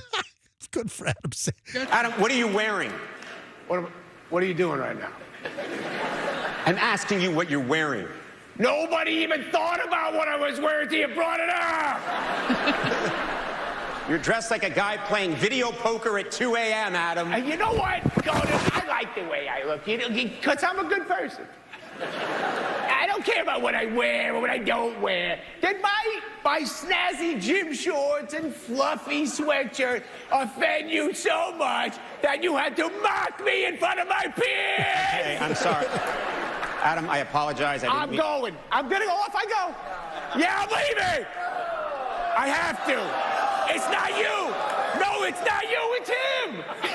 He's the one. You caused this. But I'm sorry. I'm sorry. You are all welcome to join me for a game of 5-on-5 basketball at Veteran Park tonight. Midnight tip-off, the guy from Nostarafu. Where is he? He's on my team. One more thing. Chalamet! Anyway. So that was a throwback to the what's the foreign press one? The Golden The Globes. Golden Globes. When the host said, you know, Adam Sandler's here. Chalamet actually sounds like a Adam Sandler word, and they made him say Chalamet. like Bobby Boucher. Chalamet. My question is, I don't think Adam Sandler actually left, but did he change into a tux after he, walks out of the audience, as part of the shtick, as part of the bit? Did he actually put like formal attire on, or did he just stay the rest of the night in a blue hoodie and basketball shorts? I didn't see him in like the audience panning shots because he would have stuck out. And why would he have wanted to stay? He wasn't nominated for anything. He probably got a better reservation. Yeah. Before the crowd let out. Yeah. Kieran Culkin, who won Best Supporting Actor for A Real Pain. Did you see what first of all, he dropped the F-bomb, so they had to drop the audio out on ABC. But then I guess he had to deal with his wife about having additional kids. Yeah. Yeah, this is pretty funny about having a fourth kid. About a year ago, I was on a stage like this, and I very stupidly publicly said that I want a third kid from her because she said if I won the award, she would give me the kid. It turns out she said that because she didn't think I was going to win. But and people came up to her and were like, really annoying her. I think it got to her. But anyway. After the show, we're walking through a parking lot. She's holding the Emmy. We're trying to find our car. Emily, you were there, so you're a witness. And she goes, "Oh, God, I did say that. I guess I owe you a third kid." And I turned to her and I said, "Really, I want 4. And she turned to me. I swear to God this happened. It was just over a year ago. She said, "I will give you 4 when you win an Oscar." I held my hand out. She shook it, and I have not brought it up once until just now. You remember that, honey? You do? Okay. Then I just have this to say to you, Jazz. Love of my life, ye of little faith. No pressure. I love you. I'm really sorry I did this again. And let's get cracking on those kids. What do you say? I love you. I love you 52 and Booba. I love you 52. All right, so which is the better Culkin brother now? Well, and I was just about to bring that up. Macaulay, the cute little kid from Home Alone, who his career, there is no career, and his brother, was a hit on Succession on HBO, and now, Culkin is doing these roles, just won an Oscar Best Supporting Actor. Yeah. I mean, I've always thought of Macaulay having the bigger career with the legendary movie, couple of movies. At what, 9, Seriously. and his career was over by 10. He's just hanging out at Jacko's house. I was just going to say. He lived the life for a toddler. What was the biggest part of his career? The movies or the being carried around by Wacko Jacko? Hanging out with Bubbles. Bubbles the monkey. This kid had a hell of a childhood. And I always thought of his brother as kind of in his brother's shadow. Yeah. Actor-wise, even while I watched him in Succession, I thought he was great and really was kind of introduced to him for the first time. But now the brother wins an Oscar. Macaulay Culkin is still sitting in his home watching playing video games. Before we wrap this up with the sex workers, one other Conan joke, which is pretty funny. We're here to celebrate the movie industry. What a year for the movie industry. Netflix leads all studios with an impressive 18, count them, 18 price increases. Yes. It's pretty funny. And I think they can beat that next year. All right, and then, of course, with Honora winning Best Picture and, a total of 5 out of 6 awards that they were nominated for, Honora, there were 2 mentions of sex workers because it's based on this woman played by Mikey Madison who worked at a strip club and then is picked up by this this Russian oligarch's son in Brooklyn, New York. And of course, Mikey, who was a dancer at the club, then became essentially a sex for money and started, hooked up with him at their Brooklyn mansion. And he was initially, the Russian oligarch son was initially paying her. So, it was sex work as far as a strip club dancer, but then also, becoming a prostitute as well. And then there were two mentions of sex workers. First, Sean Baker, the writer, producer, director of Anora, said, I want to thank the sex worker community. They have shared their stories. They have shared their life experience with me over the years. My deepest respect. Thank you. I share this with you. So a shout out to sex workers. That was Sean Baker, who, won Best Director, Best Picture for Anora. And then Mikey Madison, the lead, she won Best Actress for Anora. And then she also thanks sex workers. I also just want to again recognize and honor the sex worker community. I will continue to support and be an ally. All of the incredible people, the women that I've had the privilege of meeting from that community has been one of the highlights of this entire incredible experience. I think this is a really good opportunity to ask if there are any members of that community that are listening right now and what they thought of Anora. Oh, because the sex workers probably watched Anora. I would guess the answer would be yes, smart guy. I don't know. So, any members of the community here on national television on ABC. That's a tough ask. What do you mean it's a tough ask? This is ABC. On national television last night, you've got a mention from two Oscar winners thanking sex workers. Yeah. A shout out. Are there any in the biz that are listening? And did you see Anora? I bet we don't get one call. Well, let's see. Are there any, dancers, strippers, adult entertainers? Old-fashioned streetwalkers, hookers, escorts. Yeah, come on. Anybody listen? So you're saying we're going to get 0 calls? Yeah, I mean. All right, let's see. I know that a lot of sex workers prioritize seeing the most hoity-toity movies of the year.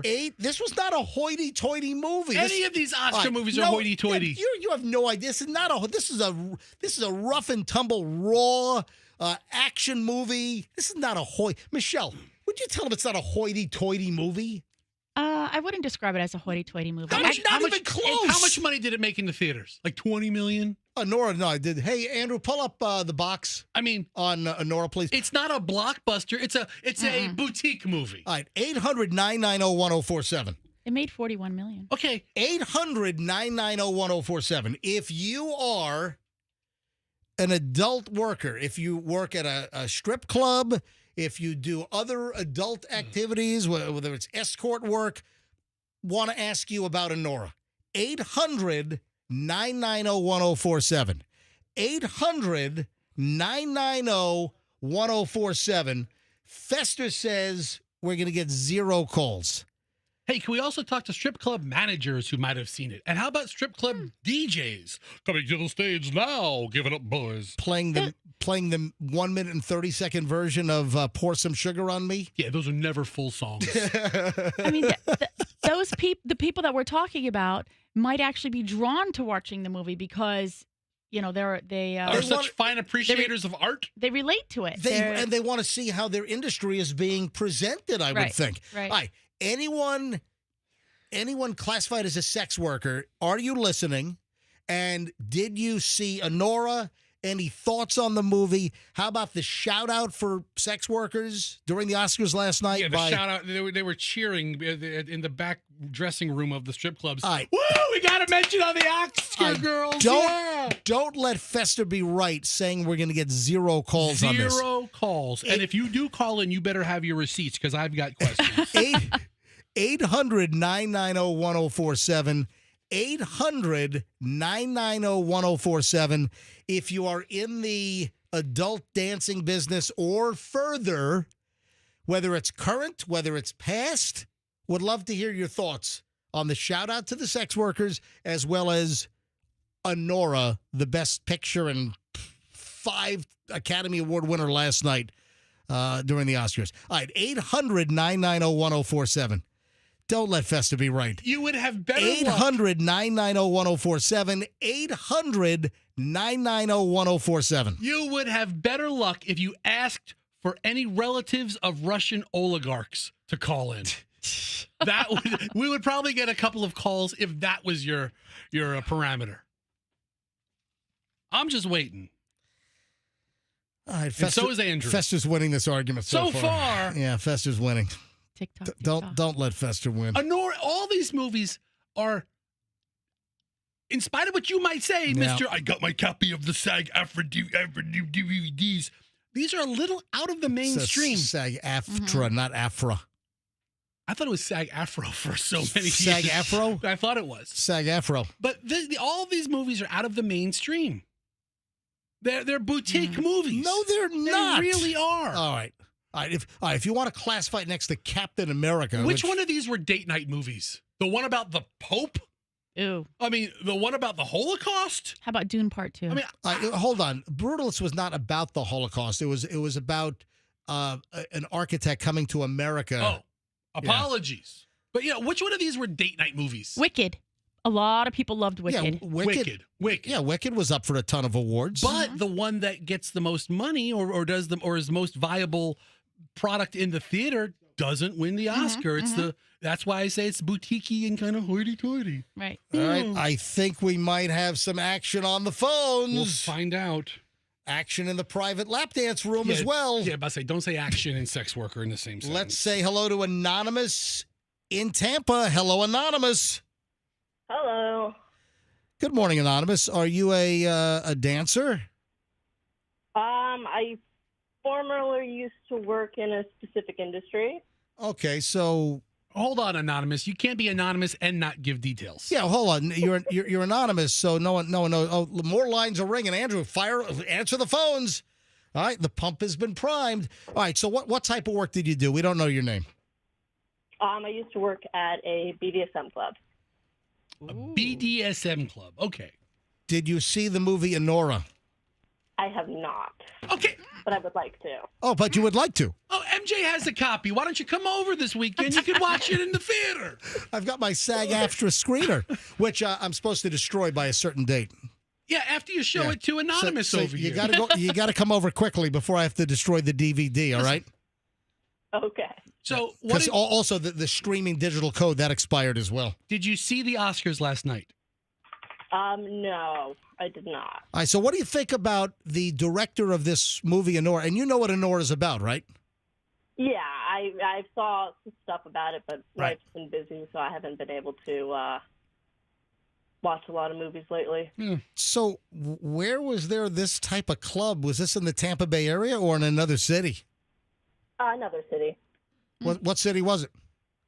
Just Orlando. Okay. Okay. And how long did you do that? Like 3 years. Wow. Wow. And are you in a whole different industry these days? Yeah, actually, I'm teaching. Hold on. You're a teacher. You went from working at a BDSM club in Orlando to now you're a teacher. Yeah, I'm working on getting my degree in teaching. That's fantastic. What do you want to teach, Anonymous? High school. I want to teach algebra. Wow. Specifically. I love it. So you can come up with geometrical angles for restraint devices. It'd be interesting. That's more geometry than algebra, but yeah. I'm sorry. She said algebra. I had geometry on the brain. A joke's a joke. It was good. I liked it. All right. With all respect, Anonymous, you do not meet the requirements of this phone call. No, the fact that she's a former worker, I'll give you that. But she didn't see the movie. She also said if interested in seeing it. Yeah, this calls right up our alley. You know what? I'm wrong. You're right, Anonymous. Next time you see me, Spank me. All right. So, bad boy. Fester.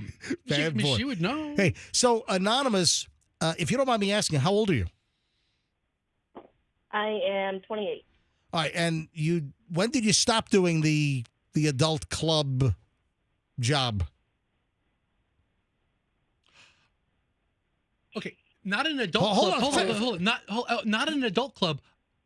A bondage club. Yeah, but that's okay. But it's not like walking into like the dollhouse. Right, You're so going to like a dungeon. When did you stop doing that work? 23? I'm sorry, what? 23. Oh, so I was 23. all right, so you were 23 when you stopped. Yes. So you stopped about 5 years ago. Correct. All right, and do you have a college degree, or you're working on that right now? I'm working on that right now. Well, listen, I wish you the best. So you're getting a 4-year degree in education?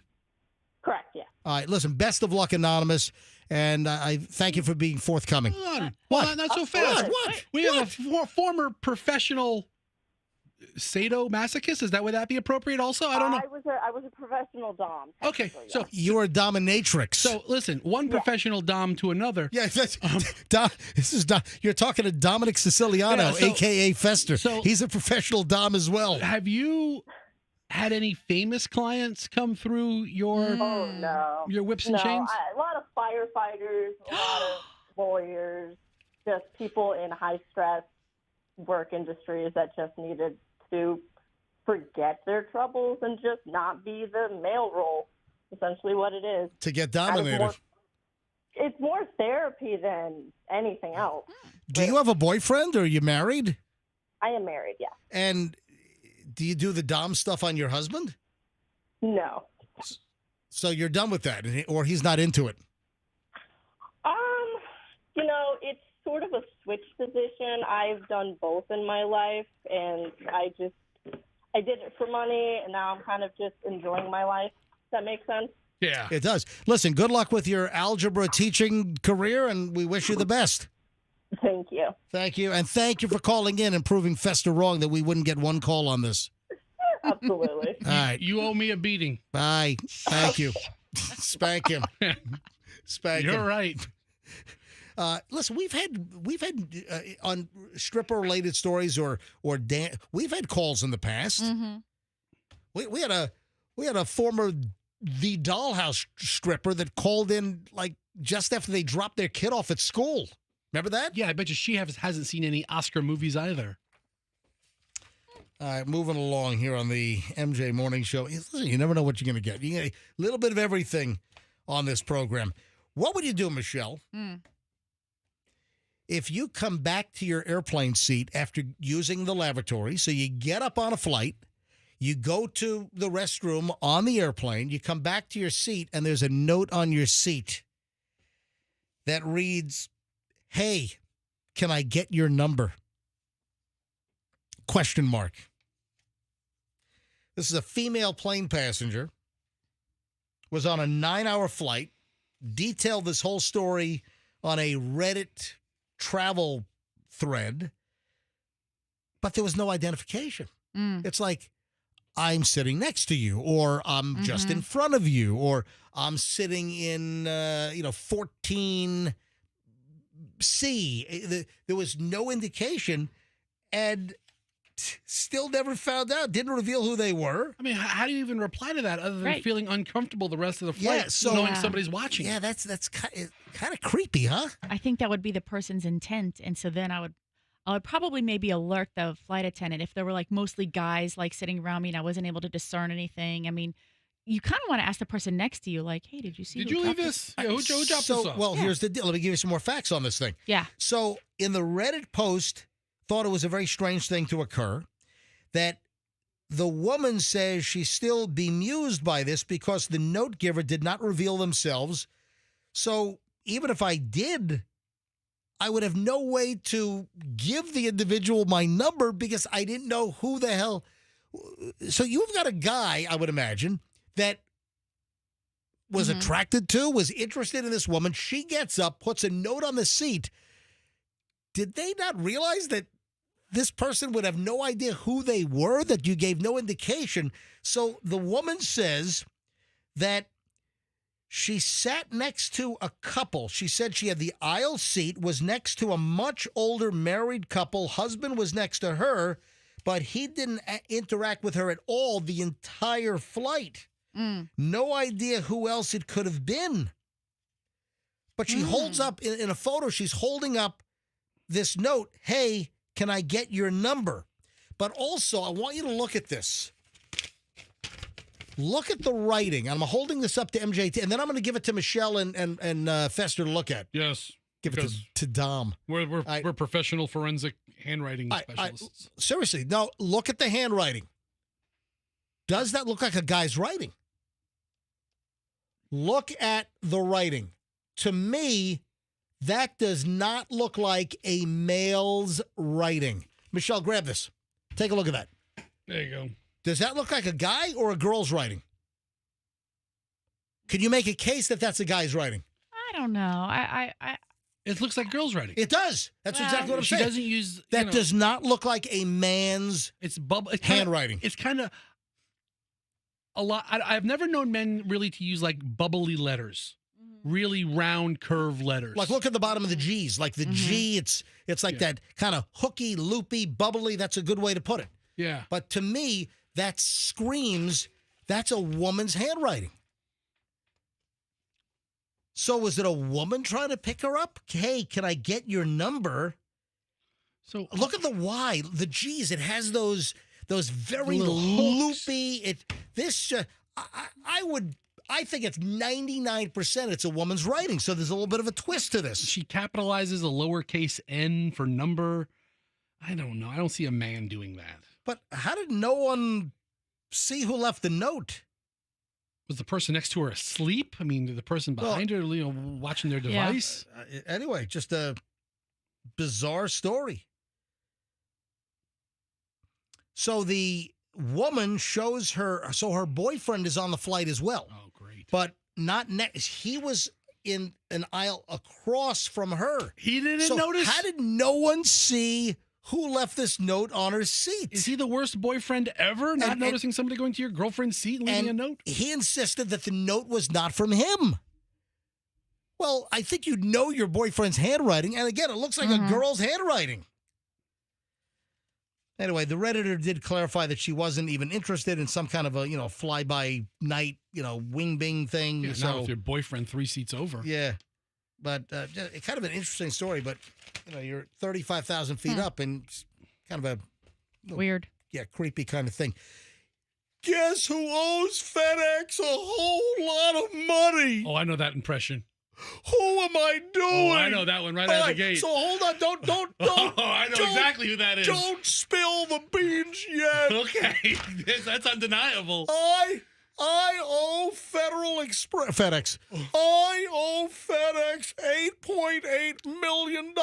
So this is one of your best impressions. And they've cut me off. Do you know who it is, Michelle? No. They've cut me off. Oh, no. I had to find a different shipper for... Dr. Phil. No! That's not your Dr. Phil impression? Do your Dr. Phil impression. I'm Dr. Phil. Oh. Dr. Phil sounds like this. What is the matter with you? Hey, remember when I said that's Dr. Phil. A couple seconds ago, I said I know this impression? I take it back. You don't know. Who? All right, come on. Who knows? What's the deal? Hang on. Is that Jerry Seinfeld? No, is that Seinfeld? No. What's the deal? No. I owe Federal Express the money. What is the deal? No. Damn it. Who knows what impression I was doing? It's not Dr. Phil. It's not Jerry Seinfeld. 800-990-1047. Oh, God. Come on, Fest. Give me more. Give me the number in the voice. Maybe I'll hear it. All right. Who knows who I'm doing here? 800-990-1047. 800-990-1047. Call up. What impression am I doing? All right. I owe FedEx $8.8 million. I'm going to have to find a new shipping company to send you my merchandise. Oh, I know who it is now. I don't want to say it now because we got people calling in. All right, write it down. Let me see if you're right. Write it down in Watch girl's handwriting. Is this it right here? This guy, write it down. I'll make a gesture. All right. Yes, it is. Okay. All right. Yes. Okay. Yes. He and Dr. Phil sound very similar. That is who it is. I want you to order and I'll ship it to you, but it's not going to be FedEx because I owe them $8.8 million in unpaid shipping fees. I was thinking, how much shipping does Dr. Phil really do? I mean, that's a lot of money, but this guy makes much more sense. Let me ask you a question. I wear the cross, and what would Jesus do? I think Jesus would probably pay his FedEx bills to the tune of $8.8 million. No, Jesus would stiff FedEx, definitely. Jesus would be like... Hang on a minute. Macy in Tampa, who am I doing an impression of? I mean, a really bad Cher, I think. Oh, really? If I could turn back time. Cher sounds like that, too. It is not Cher. But Macy, thank you for guessing, okay? Of course. Oh, man, these guesses are great. Brenda in Dunedin, who am I doing? Chris Farley. You know what? I live in a van down by the river. I mean, that's so close. You know what? It's not Chris Farley. Also, these guesses are great. Look, I just opened up a whole thing here. How would Chris Farley owe FedEx $8 million? No, he wouldn't. I mean, maybe his body got stuck somewhere in transit or something. He's a heavy guy. That's a very good question. So the person owes $8.8 million to FedEx. Mm-hmm. So, clearly, Daniel in Lakeland. Let me get... Daniel, who am I doing an impersonation of? It's the old man in the wheelchair on the kids in the hall. Don't turn off my cable. Wow, what an obscure guess. No. I like the kids in the hall, but... It is not. Wow. Oh, my God. I mean, Canadian comedy troupe. Let me grab Josh in Wesley Chapel. Josh, who am I doing an impersonation of? I don't know his actual name, but the My Pillow guy. His name is Mike Lindell, and that is 100% correct. All right, Josh, was that your first guess? I was along with Dr. Phil, but then once that got next, I went to the My Pillow guy. Yeah. It's Mike Lindell. It's the My Pillow guy, Mike Lindell. Oh, no. Because I wasn't really sure what Dr. Phil would be shipping, but... Yeah, what the hell is Dr. Phil going to ship? I don't know. Maybe he has some product that he puts out there. Ship his pants. Books. I ship my pants. Mm-hmm. All right, so... Is he? I think I saw a Mike Lindell commercial last week on Fox News or something, right? So he's still advertising. Yeah, but he's not shipping FedEx. They shut. So what is UPS or is it the U.S. Postal Service? Hey, Josh, good guess. Thank you, buddy. I appreciate it. Yeah. So Mike Lindell, the My Pillow guy, apparently has stiffed FedEx. Shipping those My Pillows owes FedEx $8.8 million. So FedEx just filed a lawsuit against My Pillow for violating the terms of a shipping service contract with the company, which was established in 2021 and revised last year in 24. Yeah, so FedEx says that My Pillow substantially slowed paying invoices back in September, and now they're not paying anything. And then they went to cash up front. The lawsuit states that as a result, FedEx placed My Pillow's account on a cash-only basis and stopped shipping for the company altogether back in December. Oh, wow. Yeah. My Pillow was sent a written notice on January 13th advising that the shipping accounts would end altogether for non-payment. Invoices of $8.8 million. Holy crap. And then DHL, the international shipping company, DHL says that My Pillow owes them $778,000. My Pillow. Anyway, that was fun. 8:54 at the MJ Morning Show. We start the 9 o'clock hour next. When we get back, yoga boobs. Michelle, do you know what yoga boobs are? I have no idea. All right. So the big boobs are out. Yoga boobs are in. And why? And we'll fill you in. Yoga boobs. Next. Oh. And the most perverted eyeglass employee that you've ever heard of. Perverted eyeglass store employee. Hang on. Pervert in about an hour. All right, hang on a minute. Back in a second. A whole lot more here on the MJ Morning Show on Q105, 104.7 FM.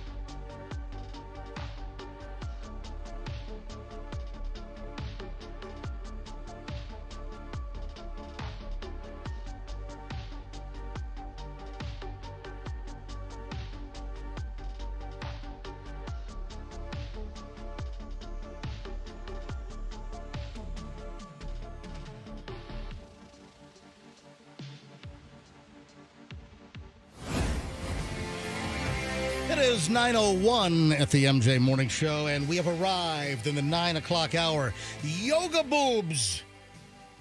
Michelle, you haven't been able to surmise what yoga boobs are? Hold on. Dude, turn my microphone on. Yeah, I just did. Otherwise, I'm turn leaving. mine on, dude. Your mic is on. All right, here we go. Are they flat because you're doing a lot of like laying down on the mat and poses? Plastic surgeon Dr. Lara Devgan, who is a well-known Park Avenue, Manhattan plastic surgeon, Dr. Lara Devgan, says that there are more and more requests for, that was my Park Avenue voice. Yes. Yeah. So this plastic surgeon that says there's more and more requests for what are called yoga boobs, and not the gigantic, 400 cc, 450, 500 cc. Hey, what if my brother Drew, the plastic surgeon, knows what yoga boobs are? You know what? Let me dial him up. He would know. Yep. If anybody would know, it would be him, right? Yeah, my bro is a board-certified plastic surgeon. Oh, there's two names I see here. Oh, hang on. Let's see if Dr. Drew knows yoga boobs first. Hello. Good morning, brother Drew. Say hi to Fester. Oh, Michelle's in the studio this morning. Say hi to my lovely wife, Michelle. My brother Drew. Drew, we've got a quiz for you, a plastic surgery quiz. Are you ready? What are my prizes? A trip to the Philippines to go scuba diving. All right, here we go. What are yoga boobs? I guess they would be boobs small enough to be able to do yoga and not be too obtrusive. That is absolutely correct. So we were just looking at a story regarding a plastic surgeon. Are you familiar with Park Avenue plastic surgeon Dr. Lara Devgan? I don't know that, doctor. Okay, well, she says that the requests for so-called yoga boobs, instead of the very, very large implants, has increased dramatically. And yoga boobs, or there's another name, as Michelle was alluding to, ballerina breasts. And it's an implant, but it has more of a natural appearance, that it's not overtly too large. And what the women are looking for is yoga boobs are enough to fill out the sports bra, but you still look sleek. It's not too overt, ostentatious. Yeah, I mean, it's just a matter of size of the implant. All right, and have you It's had also governed by the size of the person. have you had anyone come in and specifically ask for yoga boobs or ballerina breasts? No, everybody's trying to come up with some new catchphrase to create some buzz and generate business. Mm-hmm. Okay, what about gigantogazongas? Preference. People ask for all kinds of different breast sizes depending on what their goal is and what they think is trending or whatever. And even one of the implant companies just came out with implants that are significantly larger than anything else available on the market. Are you serious? So whereas some manufacturers' silicone breast implants max out at about 760 cc's, one of the implant companies just came out with a 1,200 and something cc. What the? That's like a soccer ball. Yeah, but it's a very small percentage of the market. Large. Yeah, 1,200 bigger than my head. Was that Allergan? Which one? Mentor just came out with a series of larger size implants. Mentor, and actually sometimes it's needed for larger women who need breast reconstruction. Oh, yeah. Sometimes there's no options for larger silicone implants. Right, so it's not just cosmetic. There are reconstructive needs as well. So, right. All right, Doctor. By the way, this is the real Dr. Drew, my brother. Yes, that's true.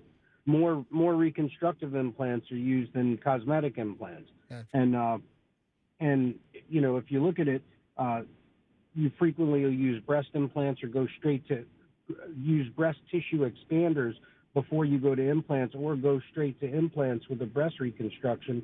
A lot of times you don't have a breast implant in silicone that's big enough to accommodate some people, so you have to use a saline implant and fill it, and sometimes overfill it in order to achieve the size that you want. Gotcha. Well, look at that. Any questions, direct them to Dr. Drew. All right, buddy, I'll see you soon.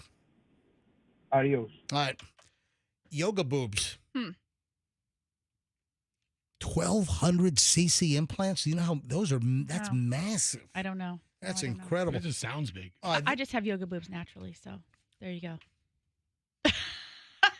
Your boobs are very nice, by the way. Okay, thank you. Yes. You know, I could go around and grab Michelle's boobs, and that would not be an HR issue. Seriously, you want me to do it right now? No, she doesn't want you to do it. Do you realize that I could grab a woman's boobs in the studio and not have an HR issue because it would be my wife? Wow, Right. all the stars are lining up for you, aren't they? All right. This has got to be the perviest eyeglass store worker that I've ever heard of. Wow, coming from the guy who just talked about grabbing women's boobs and not getting HR complaints. I'm dying to hear this pervy story. It's my wife, dude. Come on, don't turn this story into something it's not. All right, so out of Delaware County, Pennsylvania. Wonder if that's where the Delaware Water Gap is. I once went canoeing from the Delaware Water Gap. It's in like Philadelphia Metro or just outside of Philadelphia, right? Yeah, Delaware County is like just across the river from Delaware, I believe. But listen to this. Multiple customers have fallen victim to a very disturbing proposition from the dude at the eyeglass store. Let me tell you about Brian Steiner. What do you think Brian Steiner could be doing that's very pervy at an eyeglass store? Well, you want to take a guess, Michelle? I don't know, because what was his role? Was he sitting down with them and like measuring their heads, the eyes and the like doing that, like, or was he just an assistant person? Or multiple customers have come forward. Yeah. Yes. Authorities believe there are other victims out there. Steiner's been charged with multiple counts of assault, threats, indecent assault, false imprisonment. What? He is being accused of soliciting sexual acts from customers while working at 2 different optical shops.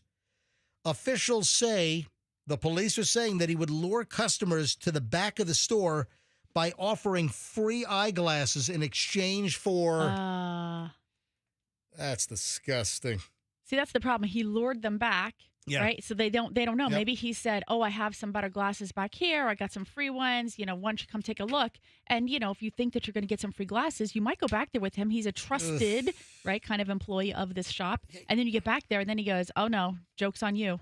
And then he pulls out some racket, like he's gonna. Yeah, well, you said racket because I thought he pulled out something else. Right. Exchange. Hey, you want free glasses? Well, do this. And then you're already in the back store. Like he's probably locked the door, as the article suggests. Terrible. Right? Hey, Fester, I thought this was something you would do.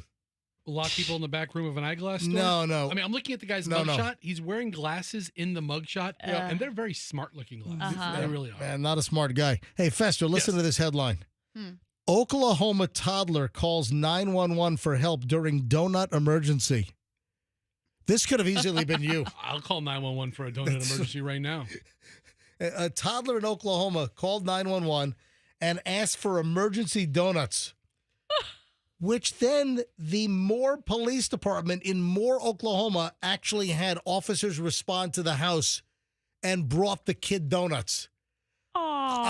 Okay, that's one response. Oh, how sweet. Or why the hell are you condoning the act? What? Then the kid's going to go to pizzas.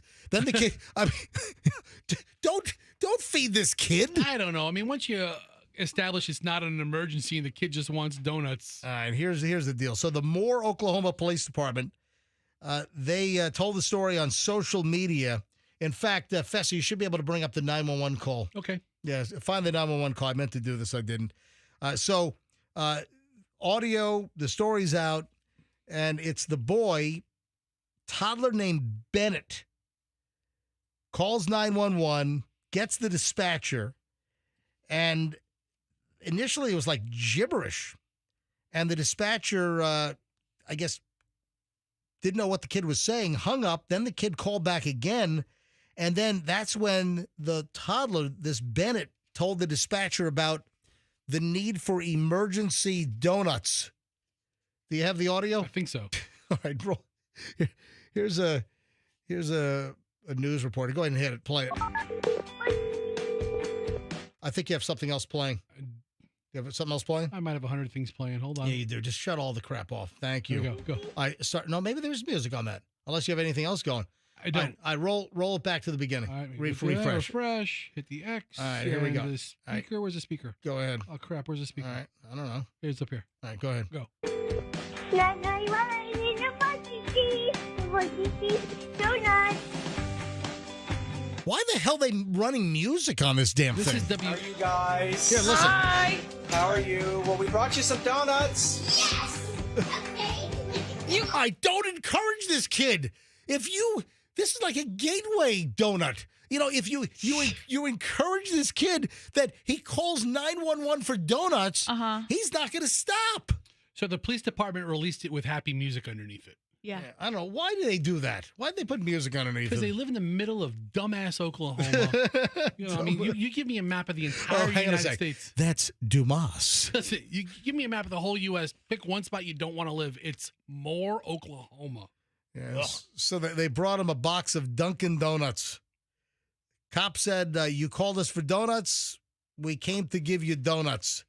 And the kid's going, yes. You just heard the audio. You should have cuffed the kid, threw him in the back of a car. You scare this kid silly. No. Yeah, scared straight. Little juvie action. Listen here, you little bastard. You don't call 911 for donuts. I don't even know if he knew he was calling 911. Yes, he did. He's using some old cell phone that, while it wasn't really connected, it's still able to maybe has an emergency button. Right, and he exactly. hit that.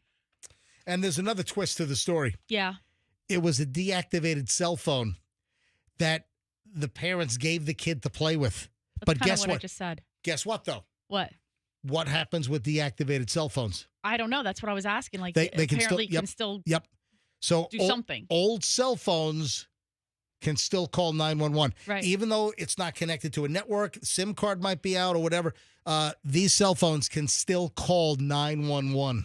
So doesn't that kind of change your heart a little bit about, he didn't maybe know he was calling 911, and then he just starts babbling about donuts, and so the cops think it's a nice thing. You kind of want children to have an okay relationship with calling the police. I'm the chief of police. I separate the father from the kid, cuff the father, hit him on the side of the head with the baton when he gets a little lippy, smack out his tail light. He's like, oh, look what we have here. Hey, one other additional Oscar item that I didn't get to. What's that? Did you see what happened with Jeff Goldblum? No. Jeff Goldblum, who I like. I think he's a good actor. I saw him standing up and applauding a couple of times, but he's in Wicked. Yeah. Jeff Goldblum, who was, I've got no desire to see Wicked. Yeah. Okay. I've got the screener at home. I got the DVD, and I Okay. And Michelle, you're the same boat. You don't want to see Wicked, do you? Not necessarily. Yeah, I just have no desire. Okay. So Jeff Goldblum was caught in the audience sitting down, and this is before the show started. So Jeff Goldblum is sitting in the auditorium at the Oscars last night out in Hollywood, and he's looking at his cell phone, and he's looking at pictures of himself that have already hit the internet of him on the red carpet. So he's walking on the red carpet, shortly before, and some of these photos are already on some of the celebrity sites, TMZ, whatever. And someone got a picture of him from behind, and he's on his cell phone looking at him on the red carpet. I'd be doing looking at himself. I'd be doing the same damn thing. Good for him. Good for Jeff. And then Harrison Ford could not present last night. Another quick little Oscars nugget. What, another plane wreck? No, he crashed his helicopter in the parking lot on the way there. Uh-huh. Yeah. Folks, public service announcement, do not get into any aircraft with Harrison Ford. Nope. Didn't he wreck a helicopter, and then didn't he land on a taxiway instead of a runway? Yes. He's had like several near misses. Yeah, the fact that Harrison Ford is still alive, the fact that the FAA still allows him to fly. Yeah. His wife won't get in a plane with him. Callista Flockhart? Yeah, she won't get in a plane with him. Really? Mm-hmm. Is that true? I'm pretty You sure. read that? I'm pretty sure. Wow. So Harrison Ford was supposed to be a presenter last night, but he had to pull out because he was diagnosed with crash a plane syndrome? Yeah, no. If you had chicken pox, the shingles virus is already inside of you. Oh, my gosh. Yeah, he apparently came down with a nasty case of shingles. Got the diagnosis on Friday and had to drop out on Saturday morning, according to Ooh. That's Entertainment Weekly, by the way. Ooh. You're not going to believe this, MJ. Ooh. 2 weeks ago, there's a story published on simplyflying.com. Oh, this is hysterical. How many plane crashes has Harrison Ford had? That's funny as hell. I'm sorry, it was a year ago. I'm sorry. So it was February 18th, 2024. The headline, simpleflying.com. Yeah. And they did a story, how many plane crashes has... Oh, that's right. He crashed on a golf course. So it starts in 1999 with a helicopter crash landing. Crash landing in 1999. Then there was something in 2000. A runway overshoot in 2000. Then he crashed an airplane on a golf course in 2015, almost hit a golfer. He had a bad landing at John Wayne Airport in 2017. That was the taxiway. He landed on the taxiway instead of the runway is it John Wayne? John Wayne. Yeah. And then in Orange County. 5 years ago, 2020, he was on the wrong runway, it looks like.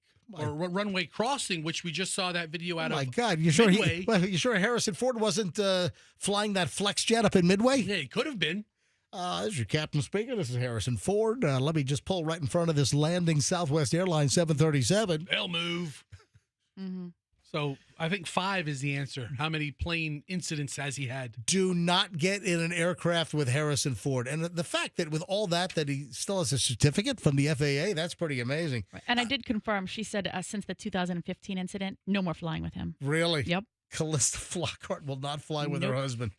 It's like, it sounds like they should have taken the keys away from his airplane and helicopter a long time ago.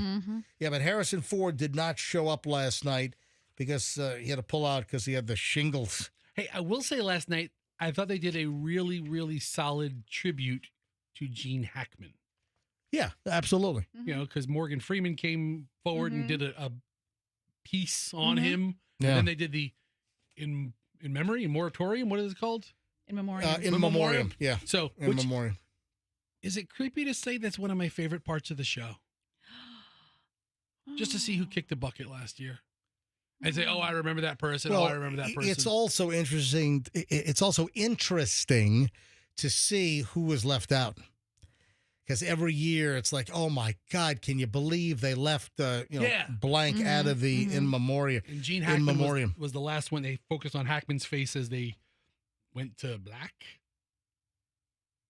Which sounds, extra creepy. But yeah, so I thought they did a good job with that. So Gene Hackman, one of his great performances was The French Connection as Popeye. Yeah. And if you have not seen the 1971 film, The French Connection, you got to watch the movie. It's just phenomenal. It's one of the best car chases in cinematic history. It's fantastic. And then also, if I'm not mistaken, I'm trying to think of which, was it Bonanno? And I've told this story before. And again, this is around that time of the French Connection.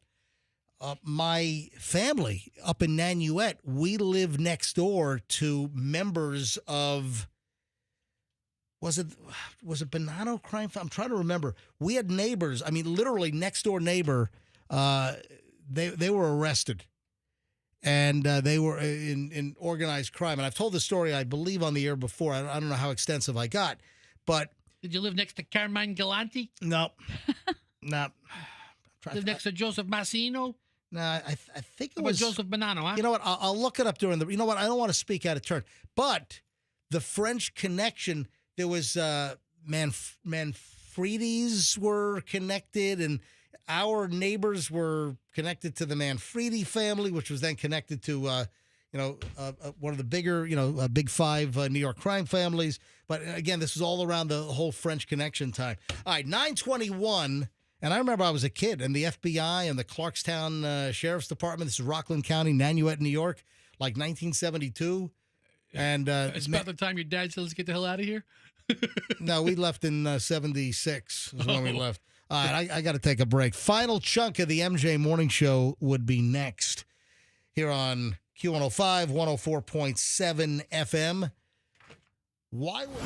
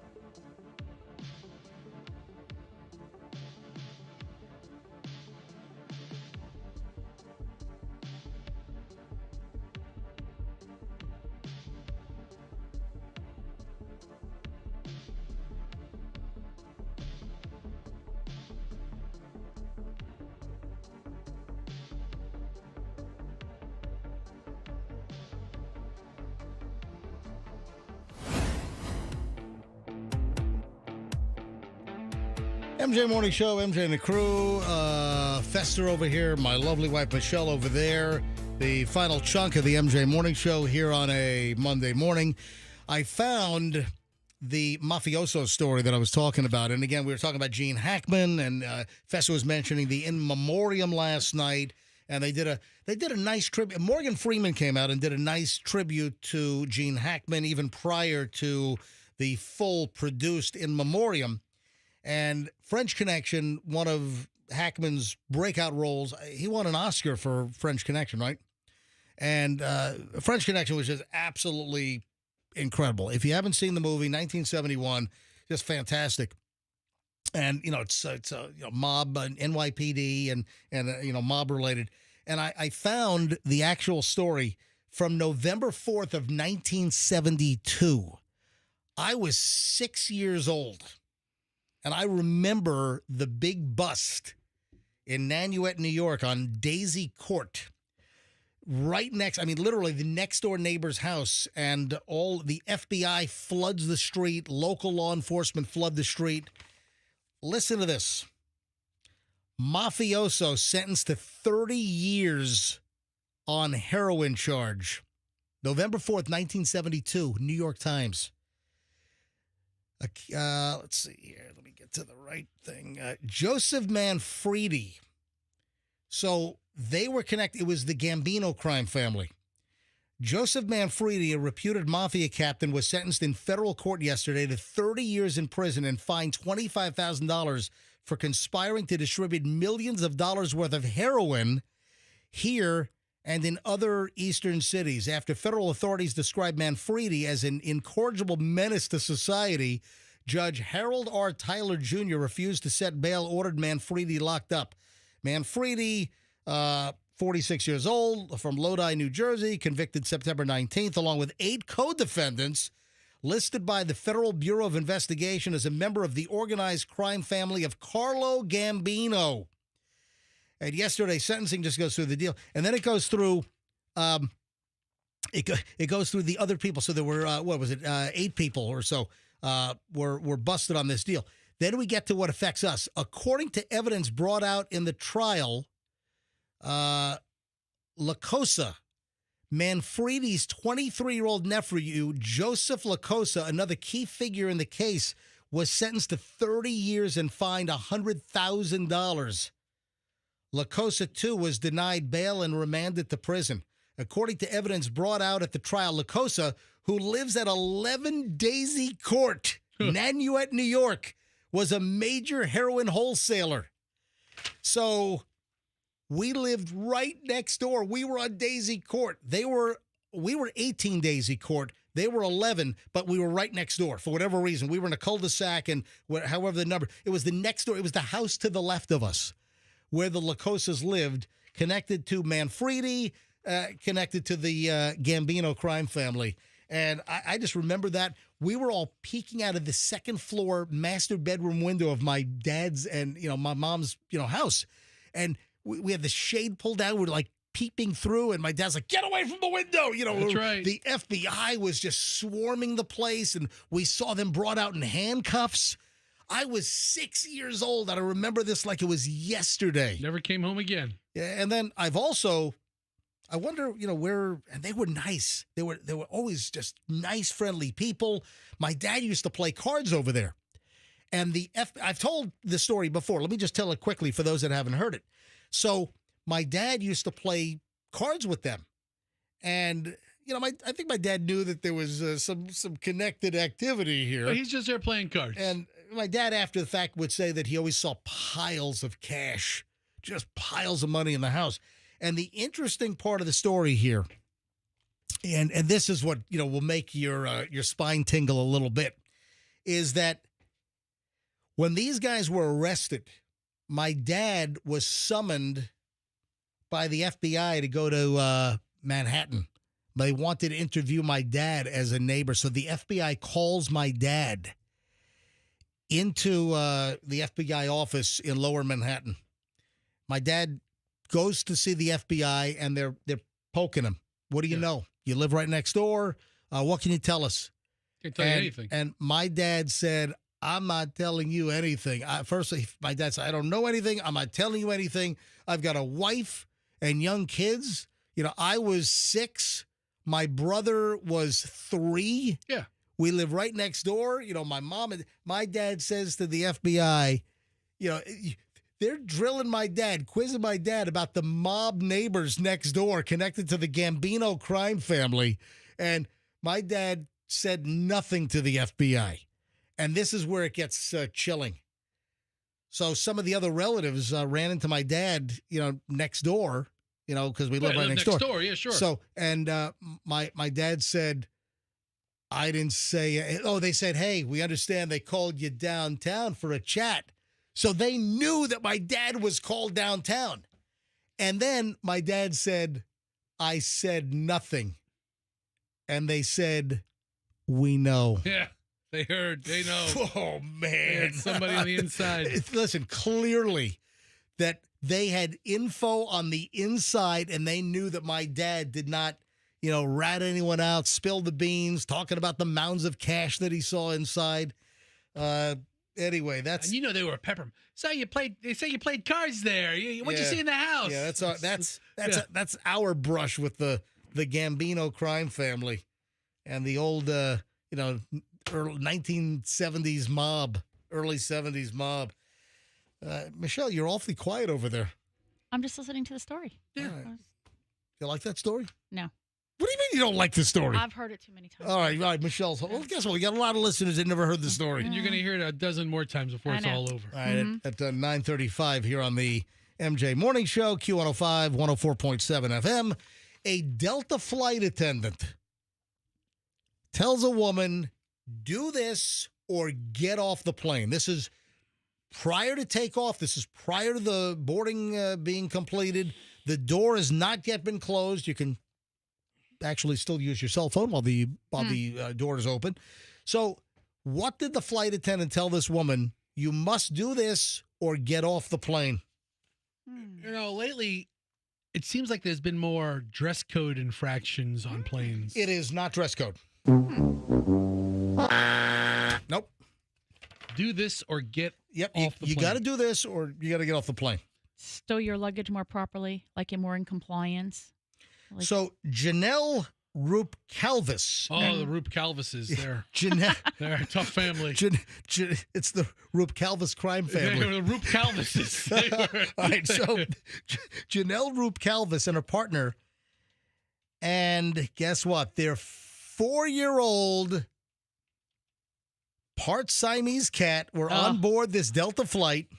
Mm-hmm. The flight attendant told this woman, do this or get off the plane. What do you think it was? Kill your cat. You're close. Choke the cat out. The cat would not stop meowing. Oh. The cat was just meowing, just nonstop. It was... It's the cash kitty. I knew it sounded familiar. I'm going through the cash kitty soundboard. Yeah, let's play the fighting cat.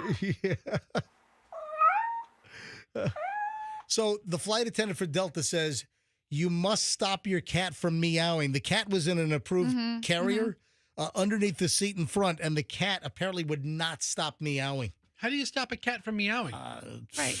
And also, how loud is the meowing and bothersome once the plane gets going? Yeah. Oh, I no. just feel like... I mean, a cat meow could be...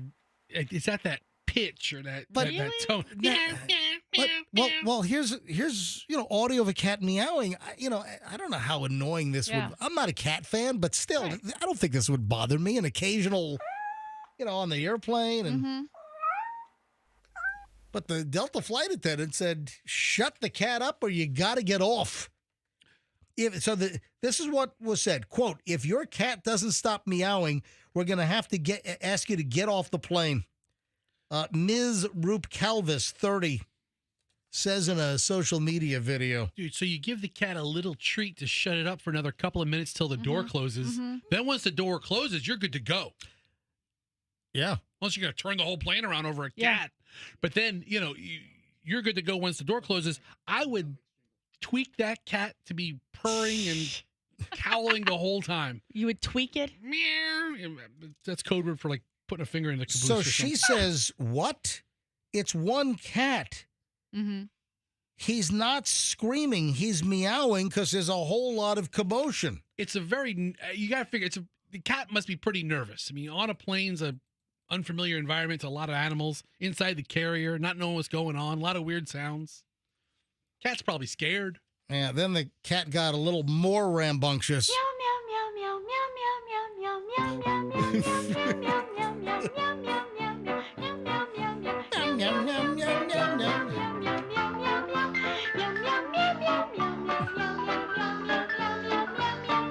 New Meow Mix from Purina. The cat food with 3 separate flavors in one package. 3 flavors that cats love best. Tuna, liver, and chicken. Oh, my God. Meow Mix tastes so good, cats ask for it by name. Just not on Delta, or else you get your ass kicked right off of there. Do they still make Meow Mix? Yeah. Is that still around? I mean, if you go down the cat food aisle, right, every name you remember from growing up or in years past is still there. Fancy Feast is still there. Fancy Feast. Meow Mix, all the brands. Yeah. Meow Mix. All right, so if you're on Delta, I guess it's going to vary according to the flight attendant, but a little meow. I'm not a cat lover, but that wouldn't really bother me. Hey, if you use gasoline, heads up. All right, so you can't just say if you use gasoline, because there's multiple ways to use gasoline. Listen, it'll become very clear. Why don't you sit back and listen to story time here? It'll become very clear in a second. All right, if you use gasoline and you're looking for a good deal on gas, do not buy gas in a bag on Craigslist. Why not? You can get great stuff on Craigslist. Somebody in Denver on Denver Craigslist will sell you what they call old but goodish gas in a bag. Who the hell has gas in a bag? Do you remember that video of a woman trying to fill plastic bags with gas at the gas station? No. Oh, you never saw this? It was like, all right, Fester, go to YouTube. You got to find this video. It was like a woman was maybe a storm was approaching or something. I think it was an Asian woman, actually. An Asian woman, if I'm not mistaken, was at a gas station filling like the supermarket plastic bags with gas. Plastic bags. Yeah, woman filling plastic bags with. Did you write storm? No, take storm off of there. All right, hold on. Let me get back. Don't just woman filling plastic bags with gas. Officials dude, go to YouTube. I'm trying. I'm getting there. Just go to YouTube. I'm getting there. Hold on. Man, you are the worst videos. searcher in the world. All right, this is insane. Denver Craigslist. Do you have it? Yeah. Oh, yeah. Look at this. All right, is there audio on this? There's a commercial. Read your story, and the commercial will be done by the time you're done. Michelle, you never saw this video? No. This is insane. Skip ad, Fester. All right, look at this. Ladies, look at this. There's a lady in another car that's videoing this through her windshield. This woman is at a Kroger supermarket gas station, and she filled one of these white, the bags that say thank you on them? Yeah. The white bags with the red. She's filling a thank you plastic bag with gas and then tying them shut. She has the sense of mind to double bag. And now it looks like she's trying to double bag it. Yeah, because it looks like about 2 gallons of gas. Oh, it's leaking. She Oh, sprung a leak. yeah. She sprung a leak. This is unbelievable. There's no real audio of anybody commentating, but it's just the music from the radio playing inside the car. And now, look at this. Now the woman takes the gas and puts it in the trunk of her car in plastic supermarket grocery bag. You got to bring it home. In her trunk. Oh, my gosh. Anyway, so back over to Denver Craigslist. Someone's trying to sell 33 gallons of, quote, old but goodish gasoline in bags. So gasoline has three bags, 11 gallons each. I didn't know this until you brought it up. Oh, hang on a minute. The seller notes the gas is premium 93 octane. Go ahead, Fester. I learned during last storm season, or maybe last year's storm season, that gas has an expiration date. You have to use it pretty quickly. Yeah. So gasoline should be used within 6 months. Oh. Yeah. So you don't want to keep gas around more than, well, do a Google search. But gas, it's recommended to use gas within 3 months, but you don't want gas to hang around for real. There's like a stabilizer additive I think you can add if you want to keep gas longer. It's called stable. But STABIL. Seriously, type in how long can you keep gas? I think it's recommended you don't keep gas any longer than 6 months. Can you keep gasoline? Gasoline. Okay. All right. 6 months to a year. All right. So gasoline can be kept in a gas can for 6 months to a year if stored properly. However, the length of time depends on the type of gasoline, storage conditions, and whether a fuel stabilizer is used. So I guess it is 6 months to a year. All right. Fascinating. Gas talk here on the MJ Morning Show on Q105. All right. Before we get out of here, a couple of Hollywood items. You see the Billy Joel tumble? No. What happened to old BJ? Billy Joel was doing this song in concert, and he started. It's still rock and roll to me. Yeah, he was doing that song, and at the Mohegan Sun Casino up in Connecticut. Mm-hmm. By the way, there's a Frank Pepe in there. Yeah, there's a Frank Pepe pizza in there. Yum. Billy Joel took a nasty fall. You can bring up the video if you want to see it, but Billy Joel took a nasty fall. Late February in concert. So he was doing It's Still Rock and Roll to Me. Everybody's talking about the new sound funny, but it's still rock and roll. So he's doing the song and he's like jumping around. He's throwing the microphone stand and twisting it up in the air. And he lost his balance and he fell and slammed down on his side. So he landed hard on his side and then he rolls. Oh, God, look at it. See this? Yeah, Billy takes the tumble. Yeah. All right, here we go. Listen. So he's got the mic. He loses his balance and falls on the ground. And, he did get up. But, people can... You know how old Billy Joel is, 80? No, I thought it was 75? Yeah, 75. How old is he? I thought he was in his mid-70s. Yeah. All right, so I've seen Billy Joel play maybe 10 times. Yeah, Billy Joel, 75. And he never puts down that stupid mic stand. He twists it and acts like it's a baton, and he launches it and tries to catch it. He did that at Ray J with Sting, last year. But he took a hard fall for an old man. Yeah, he did. Yeah. I mean, that's just itching for a broken hip right there. Yeah. And once you break the hip, oh, it's done. Yeah. Might as well just write Billy Joel off. You Yep. break a hip, might as well just call the funeral home. like seriously, once an old person breaks the hip, it's curtains. No, well, yeah, for a lot, yeah, but luckily he's okay. And then he canceled the Florida concert back in January for some mystery illness. I don't think that's ever been disclosed. And then we've got this maniac Kanye West. My God, can somebody just euthanize him? Can I say that? No. I mean, you could say it, but somebody actually did it might be a little problematic. All right. But Kanye West has been seen walking around Los Angeles with his swastika T-shirt. He is walking around. Tell you what, why don't you walk up and down Fairfax in West Hollywood with a swastika T-shirt on? See what happens, Kanye. What a dope. So, the sale of the swastika T-shirts, that whole thing, his wife has, walked out. All the anti-Semitic messages that he posted on X. And he was seen late last week on Thursday in L.A. wearing the white T-shirt with the large black swastika on the front. What's the matter with this guy? All right. What a dope. Complete turd. All right, and with that, I think I've fulfilled everything that I promised today, right? I don't think I've left anything hanging. Nope. You cashed all the checks that you wrote. All right.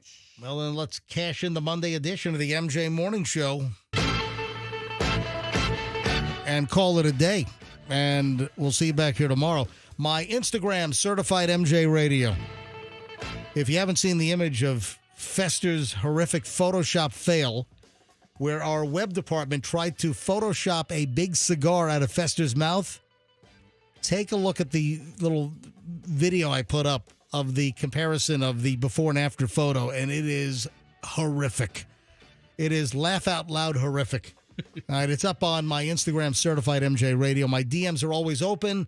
Give me a follow. Certified MJ Radio on Instagram. My private email is mj@mjmorningshow.com. Folks, have a phenomenal Monday, and we'll see you back here tomorrow morning. MJ Morning Show on Q105, and let's be careful out there.